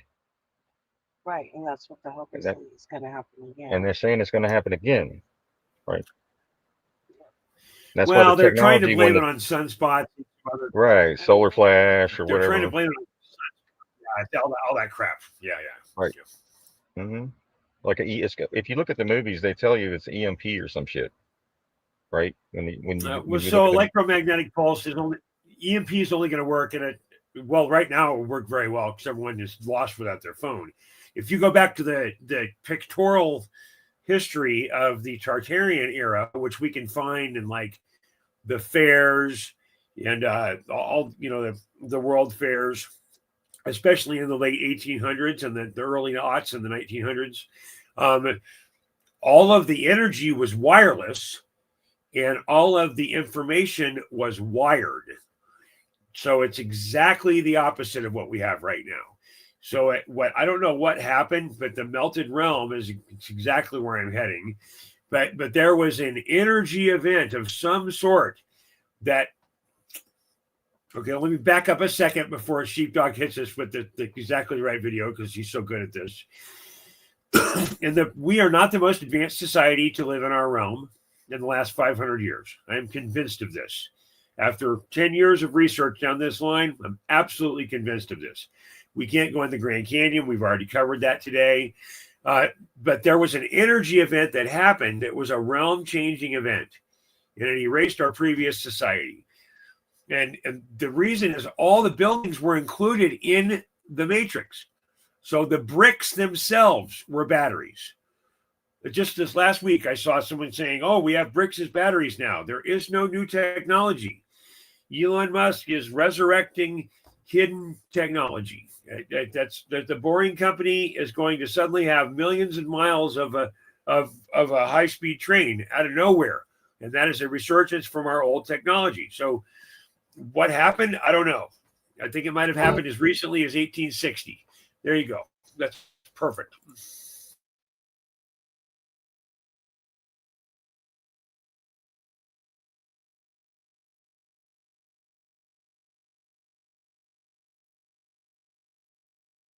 Greetings and welcome everyone to our Melted Reality, a place where I discuss the possibility of a major heated cataclysm realm-wide. The main questions usually are, where are we? Where are we from? What are we walking on? Did this cataclysm come from below or from above? In most cases, it still seems like it did come mostly from the bottom up. It does seem like we're living in a time, especially after 2020, more people are awake and everything is a scam. School system, politics, pretty much anything. Free thinking is the key to really understanding anything. free thinking is the key. And if you see the circuit board frying, that's what happened on a major level. If you look at these as buildings, right? And see how the buildings are set up, bigger buildings, taller ones, just like a city, right, that we see today. But even It looks sort of like Lahaina. It looks sort of like Lahaina or Los Angeles or Paradise, California. Right. Shows you the cities look like something. Check this out. So what we're going to try to do here is just go through some stuff and compare as usual. Will we ever know what happened, how it happened? Most likely not. But it's fun to just make fun of what we're taught and the things they push in our heads.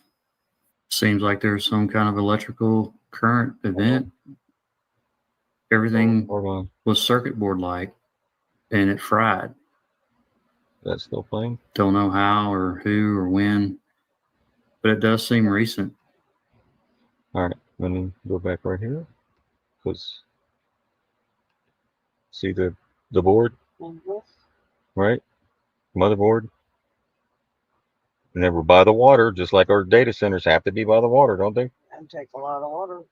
Keep it cool.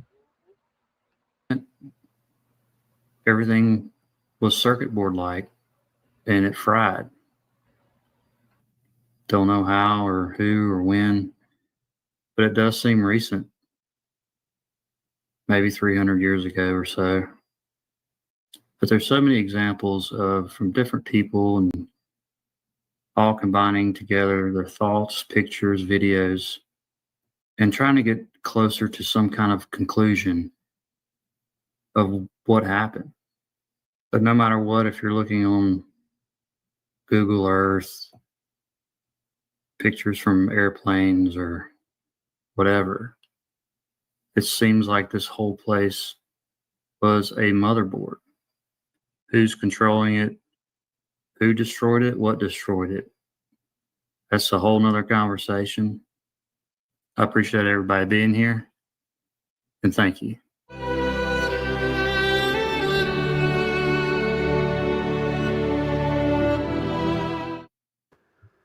I'm going to start with a post from Deborah Simpson. It's kind of a definition of meltology, brickology. I think it's possibly AI generated, asking questions to AI and came up with this. Meltology, brickology is a forensic study of ancient architectural structures, particularly red brick and stone formations that appear to have undergone extreme transformation due to cataclysmic events such as an intense heat, energetic discharge, or plasma phenomena. It points that many so-called natural geological features, such as cliffs, caves, mountains, and fossil-like formations, are in fact the remains of advanced architectural infrastructure, often built from modular red brick or similar engineered material. These structures appear to have melted, fused, or been recrystallized due to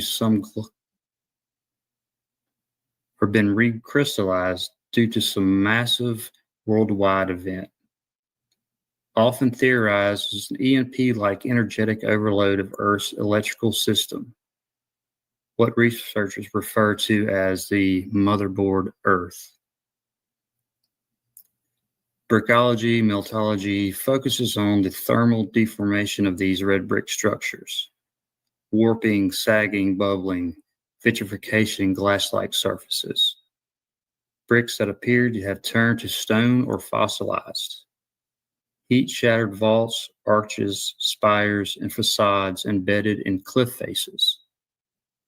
This field combines visual forensic analysis, especially photographic, energetic, and material speculation, examples, dielectric brick theory, architectural intelligence, how energy design was encoded in form, catastrophic and metaphysical history, example, resets, grid failure, human renaissance. It challenges conventional geology and archaeology by asserting that much of the Earth's natural surface is the melted and fossilized ruin of a high-technology architectural civilization. So I thought that was a pretty good example of a definition of kind of what we're looking at. Have the remains of all these structures, but it's just a little tiny bit of what once was. It's really incredible to look at. It's more incredible to think about. What did these structures actually look like? Just immense. What kind of heat, energy? Where did it come from? Why? These little pockets of survival everywhere, these buildings, and they just plug narratives on them from hundreds or thousands of years ago, building on tops of thousands of feet up, by donkey and carts and chisels and all the crap they feed us in schools and on Google or wherever you look up historical narratives. All right, somewhat switching gears a little bit. A few weeks ago, I watched a video from John Levi, and he brought up this map. And it really interested me too, because it was a place where I visited a couple of years back. So this map says 1761. Now, obviously, all the narratives are pretty much BS. So when you find another earlier, say this map of a date. So this star fort that I've been to here, 1761, he's pointing at here, and it's actually on this peninsula. So when you Google that, Fort Pensacola, it comes up Fort Pickens, which that's what it is now. So after seeing John's video, I'm going to bring this back up. That fort is said to have been built in 1834. So you have a map from 1700s that displays this 21.5 million brick star fort. Now, which one is it? They've changed history so much they can't even keep up, really. Here's where I was just trying to divide the 600 bricks per pallet and got all those threes, and 5/8 is my birthday. That was kind of weird, but just impossible builds. And they had the fort on the map right above this peninsula, but it's actually right here. They have two dates of 1761, 1834. I want to go back and check that structure out. The place is immense. It's a half the peninsula is this star fort with other structures all over it. Just didn't have time that day to go, but when I go back, I'm definitely going to check it out. But just all these bricks is just incredible. Done by slaves, they say, of course. And the fact is that many people just don't have time to or want to research anything as far as these narratives. They just go to these sites and look around and, oh, it's from the Civil War. Half the time, they don't even know that they say that slaves built it in the early 1800s. Just impossible from the narratives they give us. Of course, it's before power tools and all that jazz, and they have donkeys, and they just create this. But really, the fact of the matter is, you don't have to believe that there's a heated cataclysm, even though there's a ton of evidence all around you.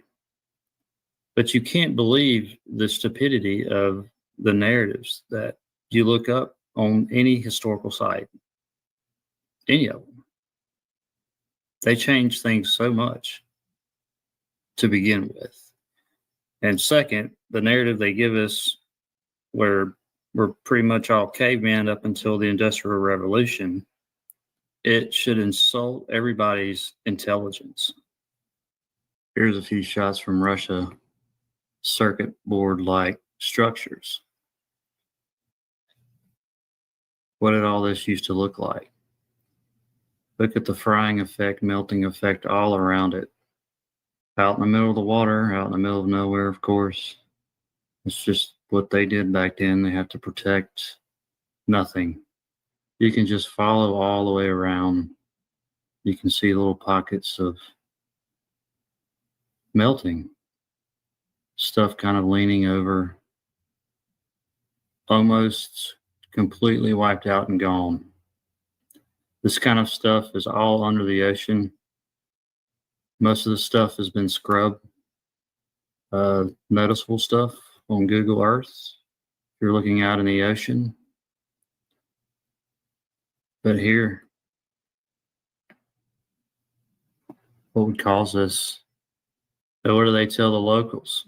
This was all chiseled out, these little tiny windows. For what? Your pet rat?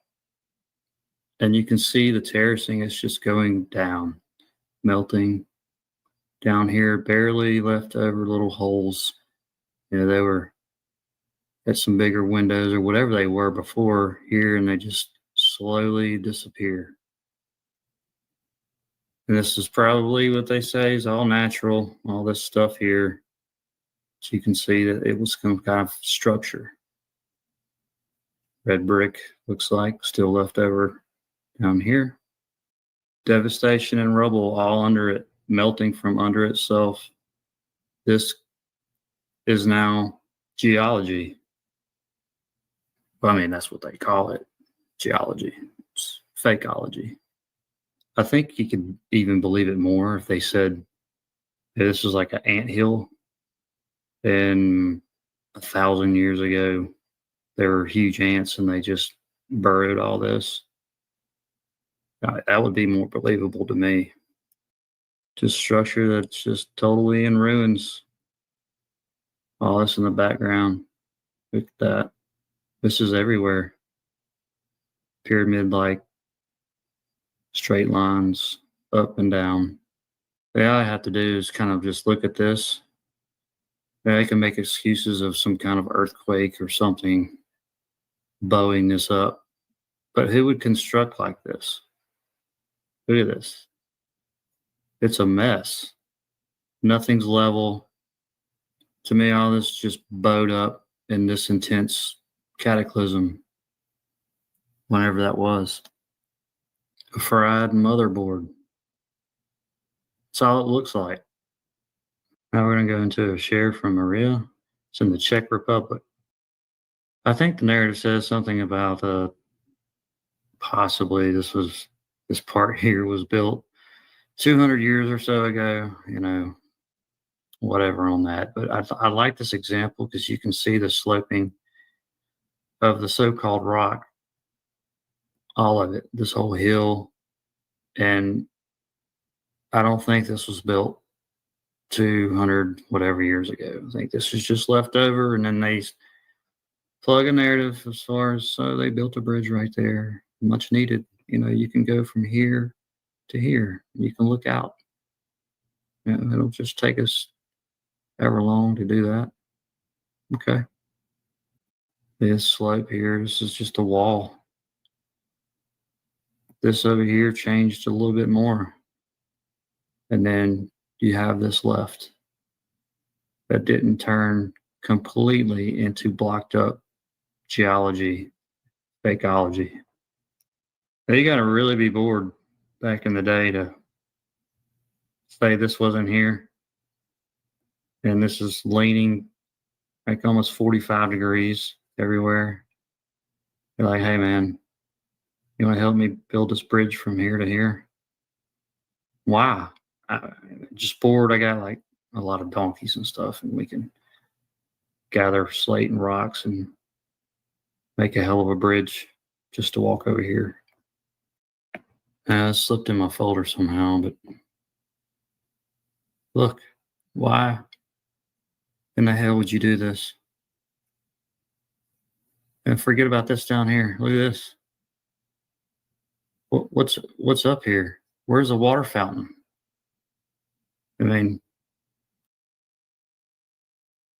All right. So, I mean, we can stop it right there. He's just going to talk about some more buildings, and but I think we get the point, right?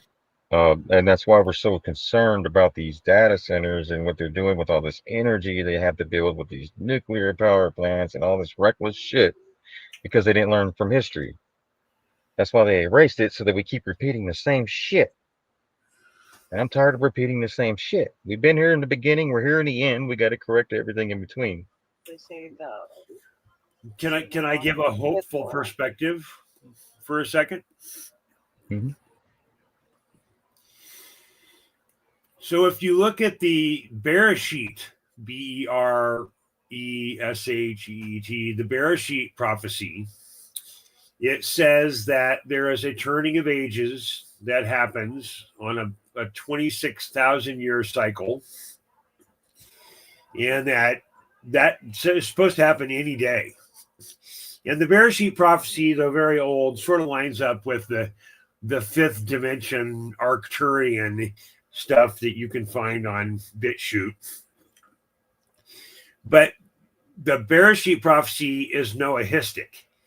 And the Noahistic teachings go all the way back to Noah. So before Noah, there was never rain.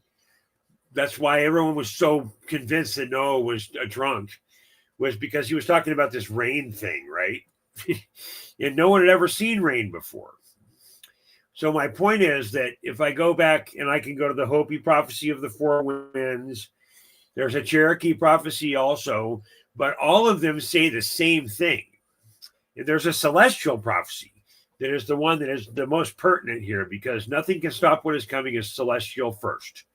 The thing the reason they keep covering our skies with a loom of clouds, which the Hopi prophecy talks about specifically. In the end times, the skies will be like spider webs, is the exact quote. The Spider Woman. The seventh turning of our realm is not a killing of everyone. The Noah flood is a turning of our realm. It was a flooding of the realm. And there's a number of Hebrew texts that speak to this, which I've read the translations of on my channel sometime in the last 700 shows. I think it's under the Old Scripture Library. But my point is that don't fear this. This turning of the realm is not supposed to be everybody dies. Now, Q says, and I'm not a Q guy, but Q says the ending is not for everyone. So that means everyone's not going to make it. And I don't know, is that the jabbed? Is that the Joel Osteen churchgoers? Is that somewhere in between? I don't know. Is that all the politicians and the doctors who pushed it? I have no idea. I have no insight to this. I do know that not everyone is going to make it to the next level, because that's just the way the video game works. We've just got a deep dive on the striking similarity between a structural motherboard and a major city. That's why you have to raise your vibration in order to make it through when the frequencies change and we shift. Just like the Hopi that came from the bottom, like that song says, we started from the bottom and now we're here. Yeah, right. Exactly. My whole team is here. That's the point I'm trying to make. That's the point I'm trying to make. The fear cycles are so pervasive right now. It's heading into the holiday season when we're supposed to be all happy. That just step away from it, right? Because if it can't steal your energy, it can't survive. The motherboard doesn't burn to the ground if there's not an excess of energy, and we're giving it that energy. The holiday season show, the first of the holiday seasons we're going to do, I just beseech you to give your energy to something human, a tree, a dog, a relative, a turkey. Cook it the right way. Exactly. Just go in with a different vibration this year to your family meetings and whatever. Be that lighthouse, right? You can change the energy in a room, man. Yeah. You know, so don't go in there with this energy from this political shit show, because that's not the good energy you need. You know what I mean? Because this ain't done nothing but cause more problems. And right now we need to unify more than ever, so that we don't lose everybody. Because like Gandalf said, everybody's going to make it. Fear kills. Look at COVID. All they had to do was tell you were sick on TV, and everybody ran to the doctor.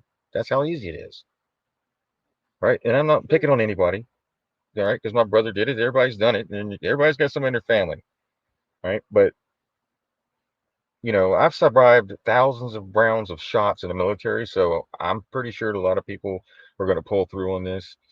I don't think they're, as bad as they say it is. I think something else took place there.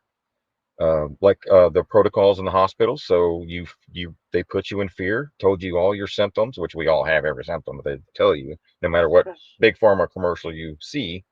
You get in that doctor's office and they give you a death sentence. Hit you with the protocols, hit you with the remdesivir, hit you with the damn. They stacked so many damn bodies. They weren't smart enough to say, "Hey, wait, maybe we should stop." No, they kept going. Yeah, they haven't listened to what. Right. So a lot of people's listening to a lot of hot shit. Some people are going to take themselves out because they're not going to be able to live with themselves when the truth comes out. of what they took place. They could have saved more lives in these hospitals, and they Well, didn't. they already have. Right. So, but Okay, so I want to speak to that for a second. That's a super duper important point.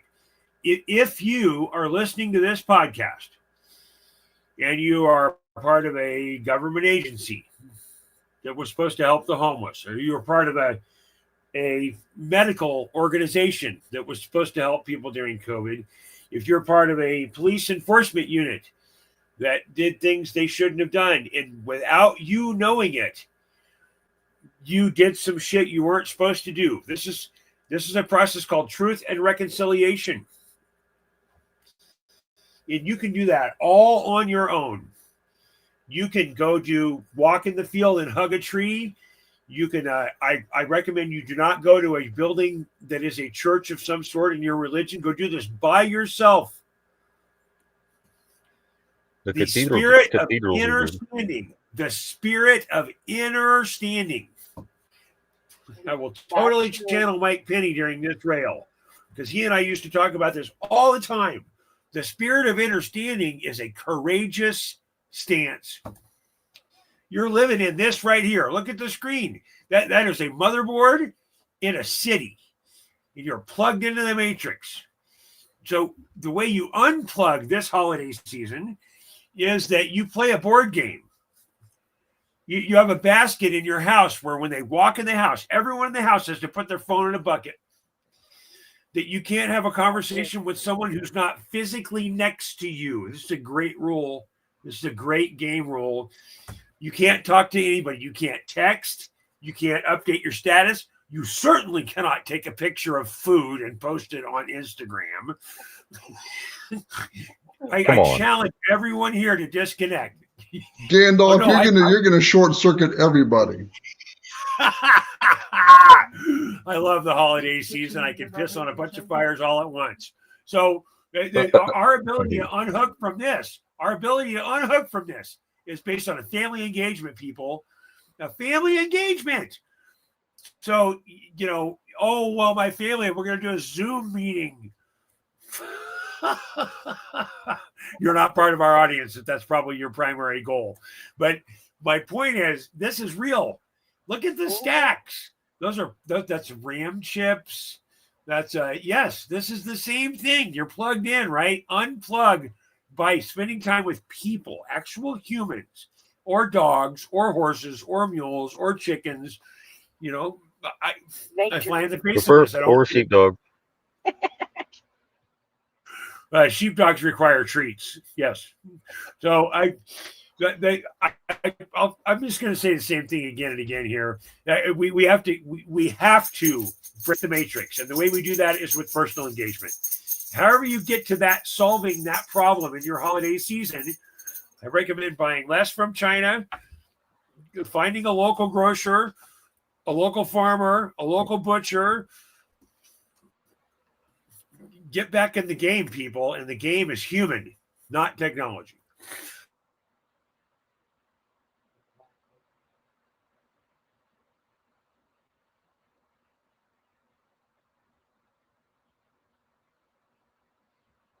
There you go. Oh, also, sheepdog. You can spend time with the birds too. Don't forget the birds. No, don't forget the birds. We have a lot of birds here, and we're very foul. Sheepdog, I would like to throw a marker in the schedule, because to honor Mike Penny, we have to do a Christmas show this year and talk about what Christmas really is. Will you do that with me in a couple of weeks, please? Yeah, I don't mind telling us. Yeah, yeah, that's fine. We'll see. We've got some stuff too. I got some stuff, but I'd like to do something different. Maybe not like the same old shit that we've been talking about. Because we do this every year, right? You either got it or you don't got it. We have a different Santa audience is every Satan. year. It's the Satan Claus, right?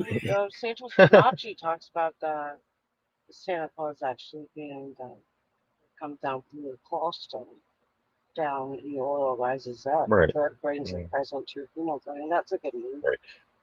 Yeah, you can do the spiritual aspect, the inner part of what Christmas really is. Yeah. The Christmas. Yeah, I mean, mast. There's so many directions. You go up the mast. The mast is on the what? Sailboat, right? And when you're in the military, you can go to in the Navy. They call it captain's mast. That's when you're in trouble. Yeah, definitely. But Wait, anyways, wait a minute. You're talking about your relationship with Christmas? well, there you go. It's a shit show.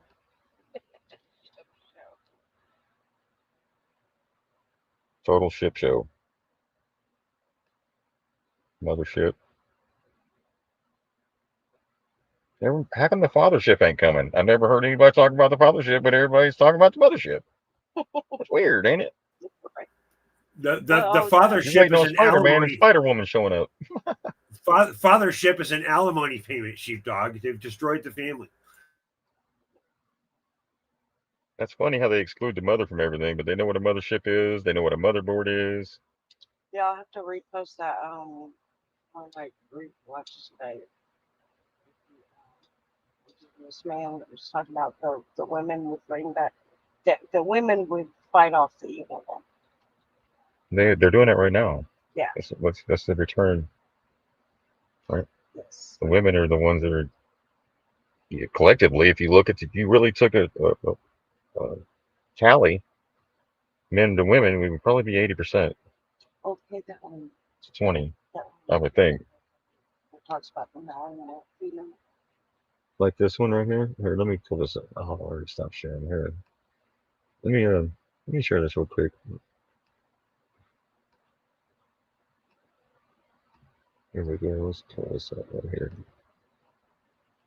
You're talking about. Let's go to this video. I think it's So Grand. Is Is it we've this been one? discussing warlocks, failed initiates, but we haven't really touched on. Let me start it over. Here we go. We've been discussing warlocks, failed initiates, but we haven't really touched on why women are so essential to their survival. See, a warlock's inner world is chaos wrapped in power. A woman's inner world is coherence wrapped in intuition. Put them together in a natural polarity fires. She calms, he rises. She grounds, he intensifies. She organizes, he amplifies. To him, she feels like the missing half of a broken circuit. Not a lover, a regulator. Not a trophy, a charger. Not a fantasy, a power source. And that's the attraction. The warlock is not after her sex. He needs the energetic regulation. Her presence quiets the storm he can't control. Her intuition balances power he can't hold. That's why he makes her his target, because she's the only thing he can't create for himself. Yanga say peace. And that brings us to the opening with the red and the blue, the male and the female, the divine feminine, divine masculine energies, So they make the purple. right? The twin flames, the Geminis, right? The twins, except for this ain't digital. Right. With the original. This ain't no DT. original. This ain't no So the 410 or 10. strongest natural fabric is silk. Let me say that again. The strongest natural fabric is silk. Silk can be almost invisible, but stronger than iron if the right spider is in the right realm. You know, the spiders in the Amazon make different silk than the spiders that spin between corn stalks in Georgia and the Carolinas. It's a different silk. And who's the one council member in the indigenous, possibly Jedi? Who's the one female member? What's she called? The Spider Woman. Yeah. What a great tie-in, sheepdog. Yeah.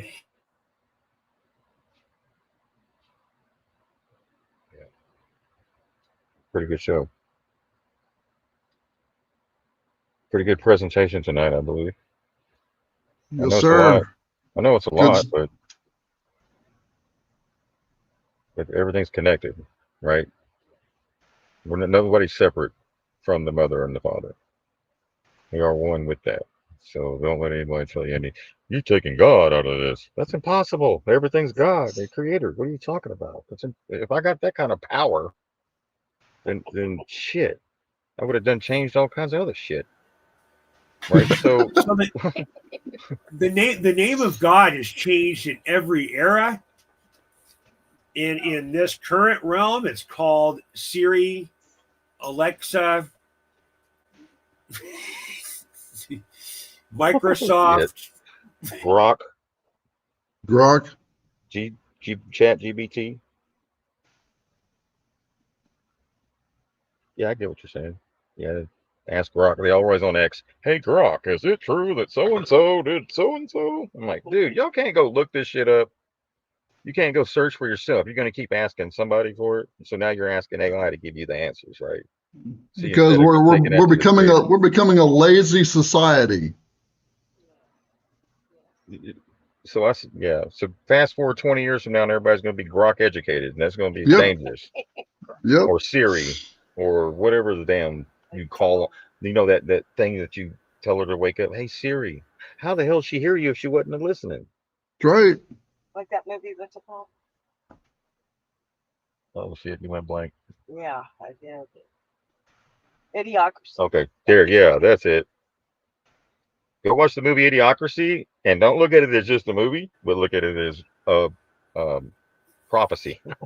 So I had someone hand me a DVD of that movie yesterday. That's Go a pop very it in. interesting poll. Oh man, you're gonna love it. I've never seen it. And then while you're watching it, envision the UFC fight on the White House lawn. It's funny, Oh jeez. it's like, Oh my god! I'm gonna need to buy some good bourbon for that. it's good. It's good. You'll like it. It's funny. Well, sheepdogs, I so much appreciate you guys being here.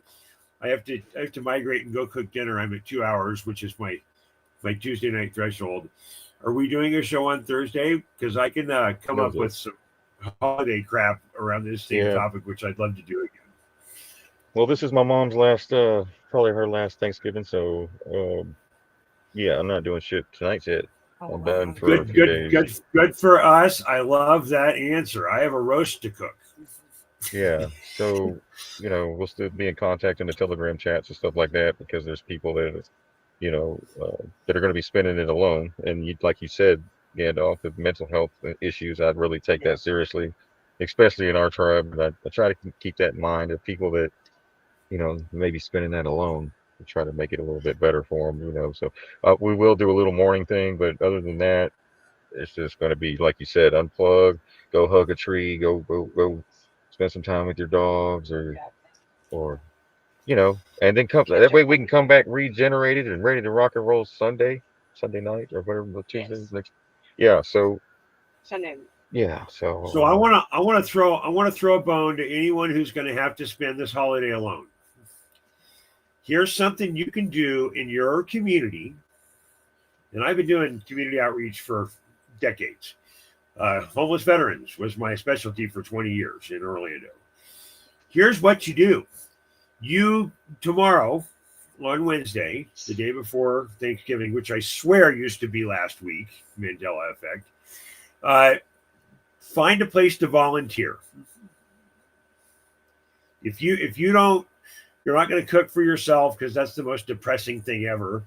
You got no invite and you're feeling mopey. Go find some place to volunteer. Go feed other people. Go on one of the stupid social networks, pick your network, find a local group and drive old people to their parents or their kids' houses. And I guarantee you by the end of the night, you'll have a table to sit at. Go engage. Don't sit home and be a mopey rope. That's a 50s term, by the way. So I don't know if that will help anybody within the sound of our voice, but if you're stuck by yourself, go get engaged with humanity. And the first thing you can do is volunteer. If you go to church, go down to the church and say, I want to help feed the homeless. Or I'm sure we're doing that this year. And if your church isn't doing that, you should find another church. Damn, that's a good point, Gandalf. Don't get engaged. That's a good point. That's a good way of putting it. Really is. Well, before we wrap up, we want to play a little song. Bird and I wrote a Gandalf song, so we want to debut it tonight on your show if you don't mind. No, go ahead. All right, great show tonight, everybody. Appreciate everybody showing up, and here's the Gandalf tunage.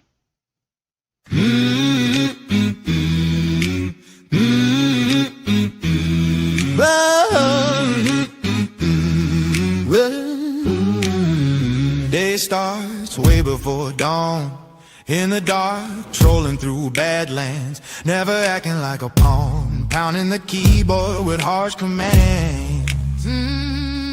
Sun is starting to peek through the trees. Ranch chores not even on the list. Chickens clucking like little bees, rounding up chicken guard Eckstein's best. He can hear the mules kicking up dust, Prince and the leather revolution. Carrots and apples a must, ride Sally ride. Mucking stalls 25 hours a day, mountain ranch life is the solution.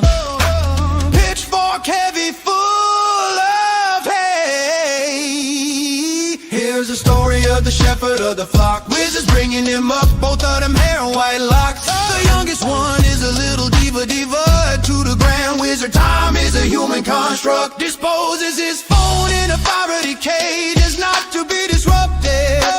Top golfer on the links hole in one after choreography, driving for show, putting for dough. Content to full circle, homemade ranch, making candy juice, turpentine, special made bourbon branch, pulling into from air that's fantastic on purpose, baby. Another day living in paradise. He's not a Hasselhoff unless you're a bird. His AI will not scoff, Cassie will be heard. Wizard steps off you with a skip to my loop. He's not a Hasselhoff unless you're a bird. His AI will not scoff, Cassie will be heard. Wizard steps off you with a skip to my loop.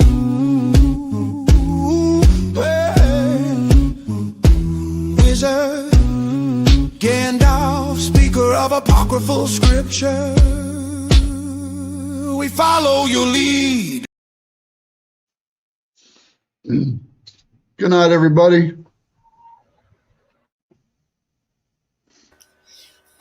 Thank you, Durandal. Hang on, let me end the show. Hang on. Wizard out. Wizard out.